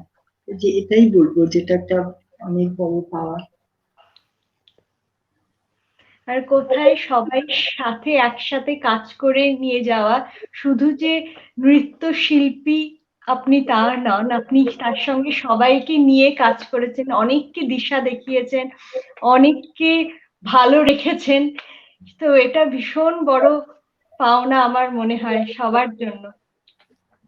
উম, আমারই পাওনা। আমি পেয়েছি সবার কাছ থেকে। আমার শুধু মনে হয়েছে যে আমার এত ভালো লাগে নাচতে, কাজেই দেখি না এটা সবার সঙ্গে শেয়ার করা যায় কিনা, কেনই বা যাবে না, নিশ্চয়ই যদি চেষ্টা করি আমরা সবাই পারি করতে। নিশ্চয়ই। আমি এরকম আপনি শুনেছি যে আহ, কি একটা খুব আনন্দের কিছু হলে না, কি জন্য আনন্দ হয়েছিল ওটা হয়তো মনে থাকে না, কিন্তু আনন্দ যে হয়েছিল সেটা মনে থাকে। কি সুন্দর কথাটা বললেন, সত্যিই তাই, সত্যিই তো আমরা ওই মুহূর্তটা খুব মনের কাছে থেকে যায়। একদমই। আপনি তো লিভারপুলে one of the faces of cultural capital, তো সেই সেই ব্যাপারে মানে এক একটা আপনার মাইলস্টোন অ্যাচিভমেন্টস, মানে কোনটা ছেড়ে কোনটা নিয়ে আমরা আজকের এই আলাপি আসরে এগিয়ে যাব, আমি সেটাই ভাবছি। না না, আমি ওরকম ফেস অফ লিভারপুল টুর কিছুই নয়, কিন্তু এটা একটা খুব ভালো হলো যে আম, লিভারপুল ক্যাপিটাল অফ কালচার হয়েছিল, ইউরোপিয়ান ক্যাপিটাল অফ কালচার হয়েছিল, তার জন্য একটা সত্যি বেশ উৎসাহজনক জিনিস শুরু হলো সারা শহরে, নানা রকম ভাবে কাজ করার চেষ্টা করছে। আর তখন আহ, কি করেছিল ওরা, প্রত্যেকটা লিডিং আপ টু 2008 ছিল লিভারপুলের turn to be capital of culture, কিন্তু 2004 থেকেই শুরু করে দিল যে এক একটা বছরকে এক একটা পার্টিকুলার নাম দিয়ে তার অ্যারাউন্ড দ্যাট নানা রকম কাজ করতে। আর সত্যি আমিও তখনই একটা একদম অন্যভাবে চিন্তা করতে শুরু করলাম। আহ আমি এতক্ষণ যা বলেছি সেগুলো মোস্টলি আমার একার সোলো ক্যারিয়ারের কথা, কিন্তু তার সঙ্গে সঙ্গে একটা অর্গানাইজেশনও আমি শুরু করেছিলাম এখানকার আর্টস কাউন্সিলের সহযোগিতায়, চতুরঙ্গন বলে। কারণ এই চতুরঙ্গনের মধ্যে দিয়ে আমি নানা রকম জিনিস প্রডিউস করি, এবং প্রডিউসারের রোল, ফেসিলিটেটরের রোল, সেগুলো আমার এসেছে জীবনে। তো চতুরঙ্গনের থেকে সেই বছরটা ছিল year of faith in one city, যাতে যত রকম নানা রকমের যে রিলিজিয়ান আছে এই শহরের মধ্যে, সেগুলোকে একটা সম্মান করার, তাদের সম্বন্ধে জানার, এরকম। তা সেখানে আমি চেয়েছিলাম একটা কিছু করতে যেখানে শুধু একটা রিলিজিয়ন নয়, কিন্তু তারও বাইরে যেটা সমস্ত মানুষের ধর্ম যেটা সঙ্গে জড়িত, সেই রকম একটা কিছু করতে। তো সেই জন্য আমি যে প্রোডাকশনটা করেছিলাম তার নাম ছিল সিক্রেট মুভ। আর সেখানে নানা রকমের আহ, নৃত্যশিল্পীরা ছিল। আমি প্রথমে অ্যাপ্রোচ করলাম আমাদের ওখানকার রাস্তাপেরিয়ান কবি লিবাই টাফারিকে। লিবাইকে আগে থেকে চিনতাম, ও র্যাপ পোয়েম করতো, যাতে 2004। তো লিবাইকে বললাম যে লিবাই একটা নাচের তৈরি করতে চাই, কবিতা একটা, আমি ট্রাস্টের উপরে কিছু করবে, কারণ তার আগেই আমার একটা খুব গভীর দুঃখের আম, অভিজ্ঞতা হয়েছিল। খুব বিশ্বাস করে অনেকগুলো সুন্দর মেয়েদেরকে নিয়ে একটা জিনিস করবো ভেবেছিলাম, কিন্তু সেগুলোকে ঠিক করে হলো না। তার জন্য আমি ভীষণ ভাবে মন খারাপ করেছিলাম যে এটা আমি ভেবেই করেছিলাম যে তাদের ভালো করার জন্য, তাদেরকে নিয়ে এগিয়ে চলার জন্যই করেছিলাম, কিন্তু সামহাও সেটা হলো না। তখন আমি ভাবলাম কি আমার কাছে ট্রাস্ট জিনিসটা ভীষণ ইম্পর্টেন্ট ছিল। আমি বললাম দিলীপ ভাই একটা কিছু লিখতে পারো যেখানে ট্রাস্ট কথাটাকে বড় করে দেওয়া হচ্ছে। And the most sacred move of our life is trust. Trust আমরা করি একদম ব্লাইন্ডলি, কোনো কারণ নেই ট্রাস্ট করার অনেক সময়, কিন্তু আমরা করি কারণ আমরা চাই, আমরা মানুষের মহত্বতে বিশ্বাস করি, আমরা বিশ্বাস করি যে মানুষ ভালো, তার মঙ্গল চায়। আর রিপাইও অপূর্ব কিছু কবিতা লিখলো। সেখানেও আবার অরুণকে ডাকলাম মিউজিক করার জন্য, অরুণ মিউজিকটা করলো। তারপরে একজন নাচের জন্য কালী চন্দ্রশেখরম বলে একজন নতুন নাচিয়ে ছিল তখন, করলাম। এখন তো তার সঙ্গে সারাক্ষণই কাজ করি কালীর সঙ্গে, really integral part of my artistic journey. তারপরে আর কিছু ছেলে মেয়েদেরকে ডাকলাম নাচতে। সেখানে তিনজন মেয়ে ছিল, ভারতীয় মেয়ে, তারা ভরতনাট্যম মোস্টলি শিখেছে। আর দুজন ছেলে ছিল কন্টেম্পোরারি ডান্সার ফ্রম ইউকে থেকে। আর কালী সেটা কোরিওগ্রাফ করেছিল, এই ছজন। আর অরুণ বাজালো লাইভ ক্লারিনেট, আর লিপাই কবিতা, সে ও লাইভ পারফরমেন্স গুলো, এই সমস্ত গুলো মিলিয়ে আমরা এই সেক্রেট মুভটা করলাম। যেখানে 6টা অধ্যায় ছিল নাচটা, আর প্রত্যেকটাই লেটারকে নিয়ে আমাদের সেকশন গুলো ভাবা হয়েছে। As for shifting sand from distant land, ফেলে রেখে নানা দেশের থেকে লোকেরা এসেছে, এসে লিভারপুলে তাদের অ্যাঙ্কার ফেলেছে। নানা জনে অ্যাঙ্কার ফেলার জন্য এটাতে নানা রকমের কন্ট্রাস্ট হয়েছে। কন্ট্রাস্টের মধ্যে থেকে কখনো কখনো ভুল বোঝাবুঝি হয়েছে, তখন one have to reach out to each আদার।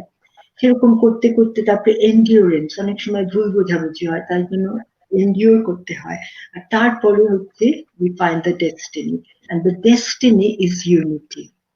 এই মেসেজটা ছিল বলে এই প্রোডাকশনটা লিভারপুলের সকলে যারা দেখেছেন তাদের সকলে খুব ভালো লেগেছে। লিভারপুল সিটি কাউন্সিল যারা ক্যাপিটাল অফ কালচার মুভমেন্টটাকে নিয়ে কাজ করছিলেন তাদেরও খুব পছন্দ হওয়ায় আমরা অনেক সুযোগ পেয়েছি এটা করবার। প্রথমবারই করেছিলাম আমরা লিভারপুলের মস্ত বড় ক্যাথিড্রাল আছে, আমেরিকান ক্যাথিড্রাল, সেখানকার চত্বরে করবার। তারপরে আবার আমরা এই বছরটা শেষে আর একটা অনুষ্ঠান হলো, সেটাতেও করেছিলাম আমরা মেট্রোপলিটন ক্যাথিড্রাল। লিভারপুলে দুটো ক্যাথিড্রাল আছে, কাজে এই দুটোতেই আমরা করার সুযোগ পেয়েছিলাম। আর তাছাড়াও নানা জায়গায় করলাম। কাজে সেই একটা খুব সুন্দর শুরু হওয়ার ফলে নানা রকম থ্রু আউট দ্য ইয়ার আমরা আরো অন্যান্য কাজ করার সুযোগ পেয়েছি। সেইভাবে কাজেই ঠিক বলতে পারি না যে I was face of Liverpool capital of culture বা কিছু, কিন্তু আমরা অনেকগুলো সুন্দর সুন্দর কাজ করার সুযোগ পেয়েছি। আর পরিবারের মধ্যে সবাইকে একটা যেন পরিবারের মতনই টিম ফর্ম করে তাদের সঙ্গে কাজ করা। আর সত্যি আমরা সোসাইটিতে যা দেখছি সেটাকেই পোর্ট্রে করা is obviously one form of communication and one form of art. আর এত সুন্দরভাবে আজকে সেই জার্নিটা আমাদের সাথে শেয়ার করলেন, খুব ভালো লাগছে। আমরা চলে যাই একটু চ্যাপ্টার কানাডা, ফেলোশিপ চ্যাপ্টার। কিরকম, মানে আমরা এখন পুরো ইউকে ছেড়ে আমরা পাড়ি দিলাম কানাডাতে এবারে। সত্যি সেও ভাবিনি হবে বলে, কিন্তু এখানে একটা সত্যি খুব ভালো স্কিম আছে। উইনস্টন চার্চিলের মেমোরিয়াল ট্রাস্টের থেকে ওরা ট্রাভেলিং গ্রান্টস দেয় লোকেদেরকে, যে তুমি বাইরে গিয়ে দেখে কিছু এমন শিখে আসো বা কিছু করে আসো যাতে করে ওখানে ফিরে এসে এখানে সকলের সুবিধা হয়, সকলের সঙ্গে যেটা শেয়ার করা যায়। তার সঙ্গে সেই বছরে বেয়ারিং ফাউন্ডেশনে জয়েন করে আরেকটা অর্গানাইজেশন, তখন ওরা কাজ করছিল, একটা ইম্পর্টেন্ট এরিয়া অফ ওয়ার্ক ছিল আর্ট অ্যান্ড ওল্ডার পিপল। সেটাতেই আমি অ্যাপ্লাই করেছিলাম ফেলোশিপের জন্য। ফেলোশিপে সমস্ত কোথাও একটা যাওয়ার জন্য খরচটা সমস্ত দেয়। আমি চুজ করেছিলাম কানাডা। আমার মনে হয়েছিল আমি জানি কানাডাতেও কিছু ভারতীয় নৃত্যশিল্পীও আছে, সবকিছু দেখতে চাইছিলাম যে ওখানে ওরা আর ওদের সিনিয়র সিটিজেনদেরকে নিয়ে যে সার্ভিস, সেটাও খুব ভালো কাজে। কিন্তু দেখতে চাইছিলাম সেখানে কালচারালি ডাইভার্স গান বাজনা মিউজিক, মানে ছবি আঁকা বা কোনো কিছু করা হয় কিনা। সাধারণত এই বেশিরভাগ কাজ এই ফিল্ডে হয় কন্টেম্পোরারি ডান্স দিয়ে, কিন্তু আমি তো অবশ্যই আমি নিজে যেহেতু ভারতীয় নৃত্য করি, সেটাই চেষ্টা করেছি। কারণ ভারতীয় নৃত্যের মধ্যেও এত কিছু আছে, এটা শুধু যে ইন্ডিয়ান ডান্স ইন্ডিয়ান লোকেদেরই করতে হবে তা না হলে বুঝবে না, তা তো নয়। আমরা তো আমাদের কাজটাই তো হয়েছে যে how to break the barrier, how to share our culture with each other, how to take and give. তো সেই কাজটা এদেশে করতাম, করতে করতে সেটা মোটামুটি এখানে অনায়াসী হয়ে গিয়েছিল। দেখতে পাচ্ছি যে সেটা হয়, লোকে সত্যি খুব সুন্দর করে সেটাকে গ্রহণ করে। কাজে আমি দেখতে চাইছিলাম ওখানেও তো নানা রকমের ডিফারেন্ট কালচারের লোকেরা বাস করে কানাডাতে, এবং খুব ভালোভাবেই থাকে সব একসঙ্গে। কিন্তু সেখানে এই আর্ট অ্যান্ড কালচারের জগতে সেই মিক্সিংটা হচ্ছে কিনা, আহ, সেটা কিন্তু হচ্ছিল না। যখন আমি গেছি তখন আমি তা দেখেছি বা শুনেছি, ওরাও খুব অবাক হয়ে গেছে যে আচ্ছা, সত্যি কোনো ইন্ডিয়ান ডান্সার এখানে এসে কাজ করতে পারে। তার ফলে কি যে অদ্ভুত অদ্ভুত জায়গায় গেছি। একটা ছিল এক্স আর্মি অফিসারদের হস্টেল মতো, মানে থাকার জায়গা। সে বিশাল 300 লোকের মতন জায়গা। এখানকার জায়গাগুলো তো সব বড় বড় একটা প্রায় হোটেলের মতন। আর আমি খুব চিন্তা করছি যে কি করবো রে বাবা, এরা আবার army officer, American Canadian army officer, এদের কাছে আমি কি বলবো, কোনখান থেকে কি অ্যাঙ্গেলটাতে আমি শুরু করব যাতে করে আহ একটা কমন গ্রাউন্ড পাওয়া যায়। কারণ একটা জিনিস আমি বলি যে অনেক সময় আমার কাজের জন্য লোকে বলেছে যে তো your work is bridging the cultural gap. আমার ভালো লাগে না কথাটা, কোনো ব্রিজ নয় এটা, দুজনটা আলাদা নয়। আমার ভালো লাগে একটু গো delve deep down to the seabed which is shared by both sides। আর সেখান থেকে কিছু যদি আমি তুলে এনে তার উপরে কাজ করি, তাহলে সেটা দুজনদেরই মনের কথা হচ্ছে। যে তোমার ট্রান্সলেট করে আরেকজনের কথা বুঝতে হচ্ছে না, সেটা তোমার নিজের এক্সপিরিয়েন্স থেকে তুমি একটা অনুভূতি পাবে, যেটা থেকে তুমি মুভ করতে পারো বা কিছু করতে পারো। কি করি করতে করতে তারপরে ভাবলাম যে আমি একটা করতাম, রবীন্দ্রনাথের একটা কাগজের নৌকা বলে কবিতা আছে, সেটাকে বেশ করে একটা কাজ করেছিলাম। সেটা আবার পেয়েছিলাম একটা ইনফ্যান্ট স্কুলে গিয়ে তাদের পাঠ্যপুস্তকে। তো সেটাও আরেকটা এরকমই ভীষণ সোজা না। কাগজের নৌকো যেমন আমরা করি ছোটবেলায় খেলতাম, সেরকম নৌকোটা করে সেইটা নিয়ে তুমি মুভ করতে পারো। সেটা একটা খুব সহজ একটা প্রপ, সেটা খুব মানে এনগেজিং প্রপ। তুমি তাকে দেখতে পাচ্ছ, তাকে নানা রকম সাজাতে পারছো, আর তার সঙ্গে ধরলেই দেখবে তুমি মুভ করতে ইচ্ছে করছে। এখন এরকম জিনিসও তো খুঁজতে হয় যে যাতে করে লোকেরা যাদের বসে থাকতেই ভালো লাগতে ইচ্ছে করছে না মুভ করতে, তাদেরকে কি করে ঘুরতে না দিয়ে একটুখানি নড়াচড়া করিয়ে তো নেওয়া। আমি ভিজুয়ালাইজ করতে পারছি কি সুন্দর দেখতে হতে পারে কাগজের নৌকো, সেটা খুব ডেকোরেটিভ একটা কাগজের নৌকো, আর সবাই মিলে করছে, অপূর্ব একটা কি পরিবেশ পুরো। সুন্দর হয়ে যায় না। আর নৌকোগুলো আমি ওরকমই আবার লেয়ার আপন লেয়ার অনেকদিন ধরে করতে করতে শিখেছি। নানা রকম রঙের কাগজ দিতে পারো, নানা রকম সাইজের কাগজ দিতে পারো, তারপরে তার মধ্যে যে যার ইচ্ছে মতন লিখতে পারে, সাজাতে পারে। আর সেগুলো সব নিয়ে শেষকালে করে কি যে একটা জায়গায় সেগুলোকে সাজিয়ে দেয় সকলে।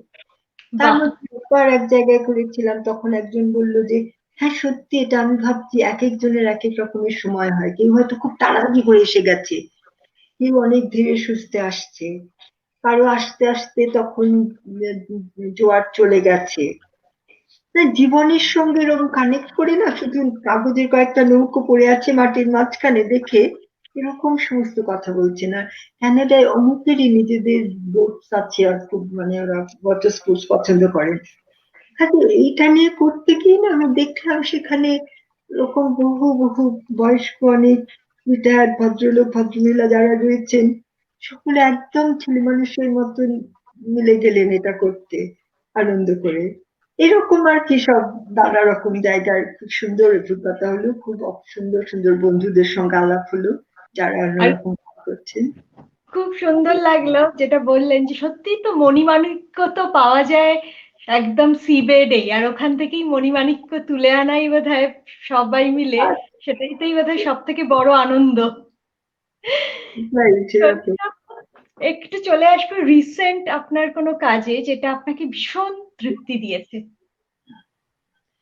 আম, মোটামুটি সবগুলোতেই দেয়, তবে আমার মনে হয় একটা আমার খুব মানে স্বপ্ন ছিল, কয়েক বছর ধরে তার পেছনে লেগে আছি। আম, সেটা হচ্ছে আহ, একটা ডিমেনশিয়া ফ্রেন্ডলি কোনো পারফরমেন্স তৈরি করার। এখানেও আমি মানে বলতে পারি না কত লোকেদের সাহায্য করেছে, কত রকমের বন্ধু চারিদিকে। আমি তো আমার বন্ধুদের নাম একটাই নিইনি, একেবারেই নিইনি, তারা আমার সঙ্গে থেকেছে এতদিন ধরে। যাই হোক, আম, এরকম আমি না গেছি নানা রকম কনফারেন্সে, শুনেছি লেকচার, তারপরে কাজ করেছি নিজে, তখনও দেখেছি লোকেদের যারা আহ, জীবন কাটাচ্ছেন ডিমেনশিয়া নিয়ে, বা তাদের সঙ্গে যারা দেখাশোনা করছেন তাদের কথাবার্তা শুনে টুনে, যে একদম আহ, কোনো ঠিক আনন্দ করে কোথাও যাবার জায়গা সব সময় থাকে না। অনেক সময় আত্মীয় স্বজন বা কেয়ারার তারা নিয়ে যেতে বা ভয় পান কোনো কোনো সাধারণ থিয়েটারে, যে হয়তো ভাল লাগবে না, হয়তো বেশিরভাগ শো গুলোই খুব লম্বা, একদম অন্ধকার হয়ে যায়, সেগুলো একটুখানি ভয় করে। তারপরে কে জানে কি মাঝখানে উঠে চলে গেলেন বা কি হলো, মানে একটা অ্যাংজাইটি থাকে কেয়ারার যারা তাদের। তারপরে আর যারা সেটা ফিল করছেন দিবেন সে আসছে বলে তাদেরও অস্বস্তি লাগে। সেই সব ভেবে আমি ভাবলাম যে কেন থাকবে না তাদের জন্য কিছু, তাহলে এমন একটা কিছু করা যায় যেটা ডিমেনশিয়া ফ্রেন্ডলি, যেটা family friendly and dementia friendly. লোকের এইগুলো অসুবিধা আছে, তাহলে সেই কথাগুলো মনে রেখে আমরা একটা কিছু করি যাতে করে সেটা ঠিক আছে, সেটা ব্যালেন্স হয়ে যাবে। এইটা করে, এটা একটা একদম নতুন কনসেপ্ট ছিল, ডিমেনশিয়া ফ্রেন্ডলি পারফরমেন্স। কেউ শোনেনি, আমিও শুনিনি, জানি না কি করে করতে হয়, কিন্তু আমি ভাবলাম এটা করতেই হবে।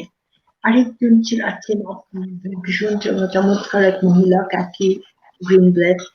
উনি ফটোগ্রাফার, উনি নানা জায়গায়, পৃথিবীর নানা জায়গায় ঘুরে ছবি তুলেছেন হ্যাপি মোমেন্ট লোকেদের জীবনে, কিন্তু তাদের সকলেরই ডিমেনশিয়া আছে। উনি বলেন যে আমরা সব সময় ডিমেনশিয়া বললেই একটা গ্রে, ডার্ক, একটা স্যাড ইমেজ দেখাই। আর সেরকম পাবলিসিটিতেই বলো, যেখানেই বলো, ছবি আমাদের মনের মধ্যেও সেরকমই রয়েছে। কিন্তু যখন কারো ডিমেনশিয়া হয় তারা তখনই কেউ মারা যান না, অনেক লম্বা সময় তারা বেঁচে থাকেন। কেন তাদেরকে শুধু একটা এরকম করুণ দুঃখের একটা ছবি দেখানো হবে? এই কথাটা আমার মনের মধ্যে ভীষণ ভাবে লেগেছিল। সেই সমস্ত ভেবে তখন আমি খালি বলছি না, একটা পারফরমেন্স করতে চাই এমন একটা জায়গায় যেখানে সবাই আসতে পারবে কোনো ভয় টয় না পেয়ে, একদম। আর যতক্ষণ সময় থাকতে ইচ্ছে করবে থাকবে, তারপরে চলে যাবেন। কিন্তু তারপরে আরেকটা কি, সেটা একটা সেজে টেজে আসার সুযোগ। Two dress up to go somewhere is a খুব ইম্পর্টেন্ট জিনিস। একই জায়গায় হয় কেয়ার হোমে কি বাড়িতে বসে থাকলে কারো কোনো উৎসাহ থাকে না, কিন্তু এইভাবে করলে একটা উৎসাহ হবে।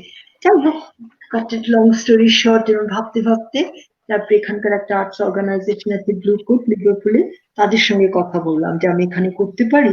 তারাও রাজি হলে ওদের ওখানে, সেখানে সবসময় অন্য রকমের থিয়েটার, নাচ ইত্যাদি হয়, কাজে ওটা একটা আমার এটাও ছিল যে এটা মেইন স্ট্রিম থিয়েটার এটা করবো, not in a community hall, not in any care home. সেখানে ওদের কারো কাছে এটা নিয়ে যাওয়া না, এটা একটা থিয়েটারে হচ্ছে যেখানে লোকে আসবে, লোকের একটা বাইরে কোথাও যাবার সুযোগ দরকার। তো সেটা করে আমরা ওখানে করলাম একটা শোটা। অ্যান্ড আমি খুবই ভগবানের কৃপায় 3 বছর ধরে করতে পেরেছি, নানা রকম অন্যরকম শো করেছি কয়েকটা। আর অনেক লোক এসেছেন এবং তাদের যা আনন্দ হয়েছে, তারা যা বলেছেন, সেই সমস্ত তাদের হাসিগুলো, তাদের কথা, তাদের ছোঁয়া একদম বুকের মধ্যে ভরে রয়েছে। আর শুরু করার সময় আবারও বলি ইন্সপিরেশনের কথা, ভাবছি কি করবো, কাকে বলে ডিমেনশিয়া ফ্রেন্ডলি ইস্যু, কি হবে তার কন্টেন্ট, কি করতে পারি আমরা সেখানে। কিচ্ছু বুঝতে পারছি না, কি গল্প বলবো, কি করব, কোনো লম্বা গল্প বলা যাবে না, কন্টিনিউটি থাকবে না অতক্ষণ ধরে।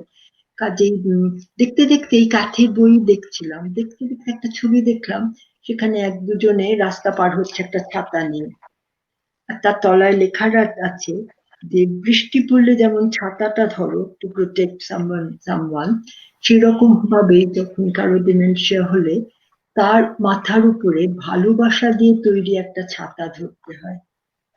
সে কথাটা এত ভালো লাগলো, তখন আমি ভাবলাম this is my starting point. আর আমার সঙ্গে তখন কাজ করছিল একজন চাইনিজ ডান্সার, আমার বন্ধু কেনসেন, ওর খুব সুন্দর একটা আমব্রেলা ডান্স আছে। আমি বললাম যে তাহলে সেটাই, that should be hour thing. তো আমি করলাম কি, যে যার রকম নাচ, তো একজন কন্টেম্পোরারি ডান্সার ছিল, একজন ভারতীয় ভরতনাট্যম ডান্সার ছিল, কন্টেম্পোরারি ডান্সার ছিল মেয়ারি ক্রিস্টি, যা ভরতনাট্যম ডান্সার অনিশা সুব্রমণিয়াম। তারপরে ওদের ওরা যা নাচ নাচছে সেটাই নাচুক, কিন্তু আমি এইভাবে গল্পটা সাজাবো তার চারিদিকে, যে ওটা একটা মিনিংফুল হবে যারা দেখছে তাদের জন্য। তা আমরা তখন ওইটা করলাম, তার সঙ্গে ট্রান্সপারেন্ট সমস্ত আমব্রেলা নিয়ে এসে আমরা সবাই তার সঙ্গে যোগ দিলাম। তারপরে একটা জায়গায় অডিয়েন্স থেকেও ডেকে নিয়ে এসে তারাও আমাদের সঙ্গে করে নানা রকম করলো। তো এইভাবে আমরা ডিমেনশিয়া ফ্রেন্ডলি পারফরমেন্স করেছিলাম, তার নাম দিয়েছিলাম ফ্লিটিং মোমেন্টস। আর আমার একটা বন্ধু সঞ্জীব, সেলিব্রেশন। হ্যাঁ হ্যাঁ, আর সঞ্জীবনী বলেছিল আহ, এটার ফ্লায়ারে লেখা উচিত to uplift the collective spirit.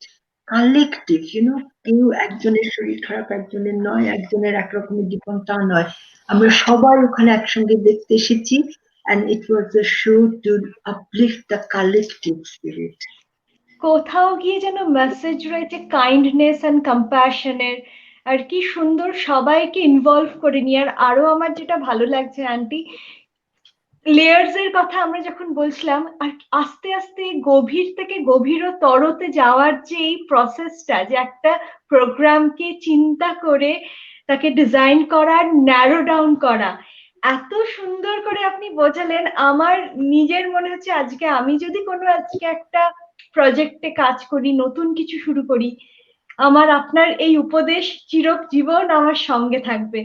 কি সুন্দর, করো, নিশ্চয়ই পারবে। খুব খুব ভালো লাগলো। আমার মনে হয় আমাদের ভিউয়ার্সদেরও কোথাও গিয়ে আপনার এই আলাপচারিতার মধ্যে দিয়ে আপনি আমাদের যে শিক্ষা প্রদান করলেন, এই বোধহয় মানে পাওয়ার, মানে খুবই পরম পাওয়া। আমার তো খুব চলে, মজা লাগলো, গল্প করতে পারলাম। নিশ্চয়ই নিশ্চয়ই। আমি একটু চলে যাব যে আমরা আগামী দিনে আপনার থেকে কি পেতে চলেছি। ও বাবা, আর আর কত আগামী, অনেক বছর হয়ে গেছে। না, আরো আরো চাই, আরো চাই। সত্যি থামতে পারছি না, সত্যি সেটাও ঠিক। আহ জানি না কি পাবে, কি করা যেতে পারে, আর কি করতে পারবো, আশা করি করব, আম, চেষ্টা করব। আমার একজন জিজ্ঞেস করেছিলেন যে তুমি কতদিন নাচতে চাও নাকি, এরকম একটা কিছু। তাতে আমি বলেছিলাম যে till I die and beyond. কারণ আমার মনে হচ্ছিল যে শেষের পথটুকু স্বর্গ যাওয়ার জন্য, স্বর্গে নিশ্চয়ই যাবো আশা করছি, তা সেটুকু হাঁটবো কেন, ওটুকু নাচতে নাচতে যাওয়াই উচিত। কাজে যতক্ষণ পারবো করবো। আম, কি কাজটা তুমি হাসবে ঠিকই। আহ, আমি বছর তিন চারেক আগে একটা মিটিং এ গিয়েছিলাম, 3 বছরই হবে। তখন আমার নি অপারেশন হয়েছে, কোথাও বেশি বেরোতে পারছি না, কোনো মতে গেছি একটু ওখানে। ওটা খুব সহজ ছিল যাওয়া। সেখানে গিয়ে শুনলাম যে সার্নের সঙ্গে তারা কাজ করছে, সুইজারল্যান্ডের সার্ন, যেখানে নানা রকমের পার্টিকেল সায়েন্স নিয়ে রিসার্চ হচ্ছে, জানোই নিশ্চয়ই। তখন আমার ওখানে গিয়ে মনে হলো, কি আমি একদম এ বিষয়ে কিচ্ছু জানি না, 70 বছর বয়স হয়ে গেল, কি কি হচ্ছে, পৃথিবী কি করে চলছে তাও জানি না। তারপরে সেখানে আহ, ছিলেন যারা, তারা তাদের মধ্যে একজনের সঙ্গে বোধহয় পিটার হিগস, কেউ দেখেছেন তো। বললাম হিগস বোসন একটা এরকম, আর বোসনটা আমাদেরই দেশের যে সমস্ত বিজ্ঞানীর নামে নাম, আর তাছাড়াও সত্যেন বোসকে আমরা পার্সোনালিও চিনতাম আমাদের পরিবারের দিক থেকে। আমার ছোট মাসি ওর কাছে কাজ করে প্রথম ইউনিভার্সিটি, ক্যালকাটা ইউনিভার্সিটি ফিজিক্সে পিএইচডি করেছিল। কাজে খুব আমরা ছোটবেলা থেকেই চিনতাম, আমার মাসি মাস্টারমশাইকে। কিন্তু আমি ভাবছি যে সত্যেন বসুর নাম আমি বোঝান হয়েছে, সত্যেন বসুর নামের থেকে, কিন্তু কি যে কাজ হচ্ছে স্যার কিচ্ছু জানি না, কি এত বয়স হয়ে গেল। সেই থেকে একটা পাগলের মতন উৎসাহ হলো পার্টিকেল ফিজিক্স এর জগৎটাকে একটুখানি বোঝার, জানার। আর মনে হলো আমার মতো এরকম অনেকেই আছে যাদের ইচ্ছে করছে জানতে, কিন্তু হয়তো ভেবে রাখছে যে ওটা তো সায়েন্টিস্টদের জন্য, কিংবা এটা ইয়াং লোকেদের জন্য। তো তখন না আমি বললাম একটা কিছু করতেই হবে, যাতে করে সবার সঙ্গে একটু আমাদের এই যে, আমার যে ভীষণ আনন্দ হচ্ছে, ইচ্ছে করছে জানতে, sense of wonder about the world, the universe, কত কিছু করেছি, কত কিছু কাজ হয়ে গেছে। তারপর সেখানে আমাদের ভারতবর্ষেরও কিছু আছে তো কন্ট্রিবিউশন বটে। যত জানছি ততই আরো মজা লাগছে, এতক্ষণ ভাবছি একটা কিছু করতে হবে। সেটা বলতেই আমার কিছু বন্ধু আছে যারা একটা টিমের মতন একসঙ্গে অনেকদিন ধরে কাজ করছি, সবাই ভীষণ উৎসাহিত হয়ে বললো কি আমরাও করবো, লেটস থিঙ্ক, লেটস থিঙ্ক বলে আমরা গত 2-3 বছর ধরেই একটু চিন্তা করছি, একটু পরে পরেই নিজের একসঙ্গে হয়ে একটুখানি কথা বলে নিয়ে ভাবছি আরেকটু এগোচ্ছে, কিন্তু কি যে করব কি হবে ঠিক বুঝতে পারছি না। একটা রিসার্চ এন্ড ডেভেলপমেন্টের পর্যায়ে গেছে, তখন আমার মনে হচ্ছে এটার মধ্যে বাজনা দরকার, কিছু ছবি দরকার, কিছু নাচ দরকার, সেসব দিয়ে একটা কিছু ফিল্মের মতন করতে চাইছি। আহ যেটা কোনো নতুন কথা জানাবে না সায়েন্টিস্টদেরকে, কিন্তু যারা হয়তো সবগুলো জানে না বা এগুলো নিয়ে একটু স্বপ্ন দেখতে চায়, তাদের মনে হয় যে মজা লাগবে, তাদেরকে একটা পথ দেবে, বা তাদেরকে একটা হয়তো দরজা কিংবা জানলা দেবে, যার মধ্যে দিয়ে তারা তাদের স্বপ্নগুলোকে বা চিন্তাগুলোকে একটুখানি নিয়ে খেলা করতে পারেন। সেরকম একটা ইচ্ছে আছে, একটা এরকম পার্টিকেল ফিজিক্স এর উপর একটা ফিল্ম করা। অসাধারণ, ভীষণ ভালো লাগছে। কোথাও গিয়ে সায়েন্স আর আর্টস একদম এসে মিলন ক্ষেত্র হতে চলেছে, আর সেটা আপনার দ্বারা এত সুন্দরভাবে আমরা হয়তো এমন চিন্তাও বোধহয় করতে পারছি না যেটা আপনি স্বপ্ন দেখছেন। আর আমাদের কাছে ওটা ভীষণ ইন্সপিরেশনাল, আমরা যারা পরবর্তী প্রজন্মের, আমাদের কাছে কোথাও একটা নতুন একটা দিশা দিচ্ছে অবভিয়াসলি। খুবই ভালো লাগছে, অল দ্য ভেরি বেস্ট। আর আমার মনে করি যে জানার কোনো শেষ নেই, সত্যি আমাদের সত্যি। জানার প্রতি ইচ্ছেটা সবসময় বাঁচিয়ে রাখা উচিত।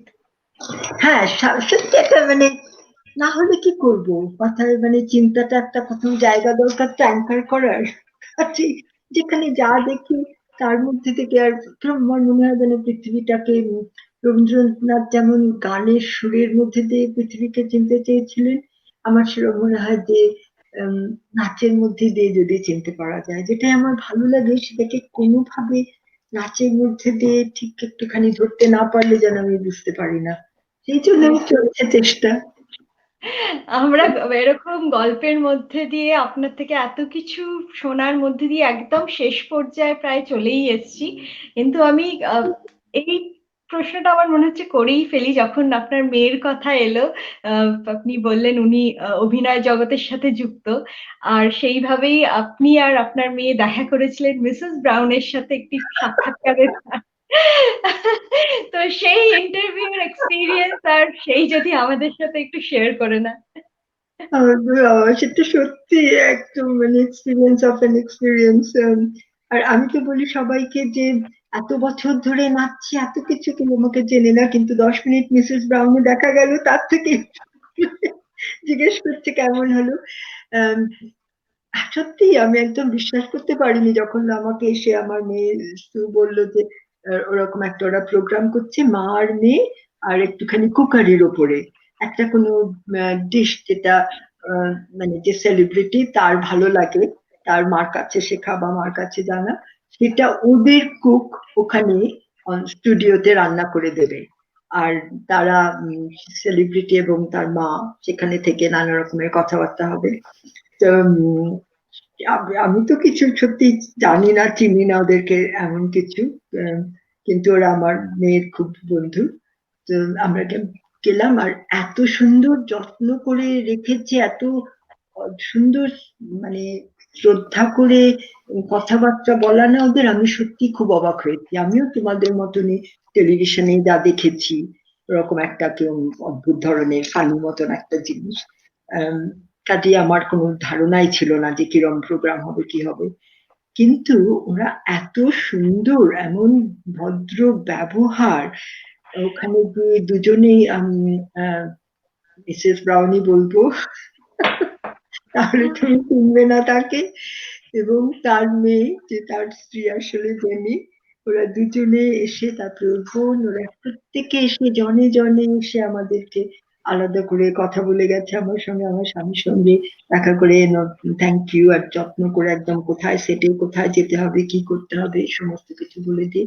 আর সবচেয়ে সুন্দর যে জিনিসটা আমি দেখলাম ওদের মধ্যে, যেটা আমি এত ভালো করে জানতাম না, যে ওর মানে প্রচুর কন্ট্রিবিউশন আছে চ্যারিটির কাজের জন্য। ওখানে টিমেও যারা কাজ করে তাদের মধ্যে বেশিরভাগই নানাভাবে চেনা, এবং উনি যাদেরকে সাহায্য করছেন, বেশ দু তিনজন ছেলে মেয়ে ওখানে কাজ করে, যাদেরকে উনি একদম মানে অরফান মতনই ছিল, কিন্তু তাদেরকে ডেকে এনে একদম মানে একেবারে নিজের ফ্যামিলির মতো করে দেখে এবং সেভাবে কাজ করছে। আর এই জিনিসটা রেকর্ডিংটা হয় in front of live audience, কাজেই ওখানে একদম ভর্তি লোক, আর তারা যে কি আনন্দ পাচ্ছে সেটাও একটা দেখার মতন। কাজেই এটাও একটা একরকমের জনসেবাই বলবো আমি, যে মানে সবাইকে নানা রকমের লোকেদেরকে একটা আনন্দ দেবার চেষ্টা করছে। তারপরে সেখানে সকলের যে স্টাফ আছে, যা আছে, তাদের খাওয়া দাওয়ার ব্যবস্থা, তাদের এমনি দেখাশোনার ব্যবস্থা, কোন দিক দিয়ে যাবে, লাইটটা কোথায় কোথায় ওয়্যার একটু দেখে যাবে, মানে ইন জেনারেল বলছি যে ওখানে এত সুন্দর সম্মান পেয়েছি, যে খুবই ভালো লেগেছে, সত্যি ভালো লেগেছে না, প্রোগ্রাম। সেটা আমরা সবাই বুঝতেই পারছি। আপনার এক্সপিরিয়েন্স এত সুন্দরভাবে শেয়ার করে নিলেন। একদম শেষ প্রশ্নে আমরা চলে এসেছি, যেখানে পরের প্রজন্মকে আপনি কি বলতে চাইবেন, যদি আমাদের এই আলাপি আসরের দ্বারা বলতে চান। বলবো যে যা করো সেটাকে ভালোবাসো, যদি মনের থেকে ভালোবাসা দিয়ে না করো তাহলে পরে খুব মুশকিল। আর প্রিপেয়ার থাকতেই হবে অনেক রকম কঠিন সময়ের মধ্যে দিয়ে যেতে। কারণ আরেকজন বলেছিলেন যে আমেরিকান ডান্সে তিনি বলেছিলেন যে যদি তুমি বড় লোক এবং সাকসেসফুল হতে চাও তাহলে তুমি গ্রোসারির বিজনেসে যাও, নাচে এসো না। কিন্তু সেরকমই, যদি আর আরেকটা কি, এটা না কিছু করার নেই, তাদের ভেতরে থাকে জিনিসটা করতেই হবে বলে কি করে যেন পাগল হয়ে তারা করতেই থাকে। কাজেই যদি তুমি চেষ্টা করে যাবে, আর সবচেয়ে বড় কথা কি, যতটাই পাবে সেই পাওয়াটার মূল্যটা দিয়ে সেটুকুকে বিশ্বাস করে যে সেটা পেয়েছো, একটা মস্ত বড় বড় অ্যাওয়ার্ড, বড় সবাই হাততালি দিচ্ছে, সেটাই যে শুধু পাওয়া তা নয়, আরো নানা রকমের খুব গভীর, খুব প্রয়োজনীয়, খুব স্পেশাল পাওয়া আছে। সেগুলো হয়তো ছোট ছোট পাওয়া কারো চোখে, কিন্তু সেগুলো খুব মূল্যবান, সেগুলোকে মূল্য দিতে শিখো। বাহ, কি সুন্দর! মানে সত্যি আজীবন আমরা মনে রাখবো আপনার এই উপদেশ। আর খুব ভালো থাকবেন, সুস্থ থাকবেন, আর আমাদের আরো নতুন নতুন ধরনের কাজ দিয়ে সমৃদ্ধ করবেন, এই কামনাই করব। খুব ভালো লাগলো। থাকো, এবং এবারে নতুন নতুন কাজের ভার তোমরাও নাও।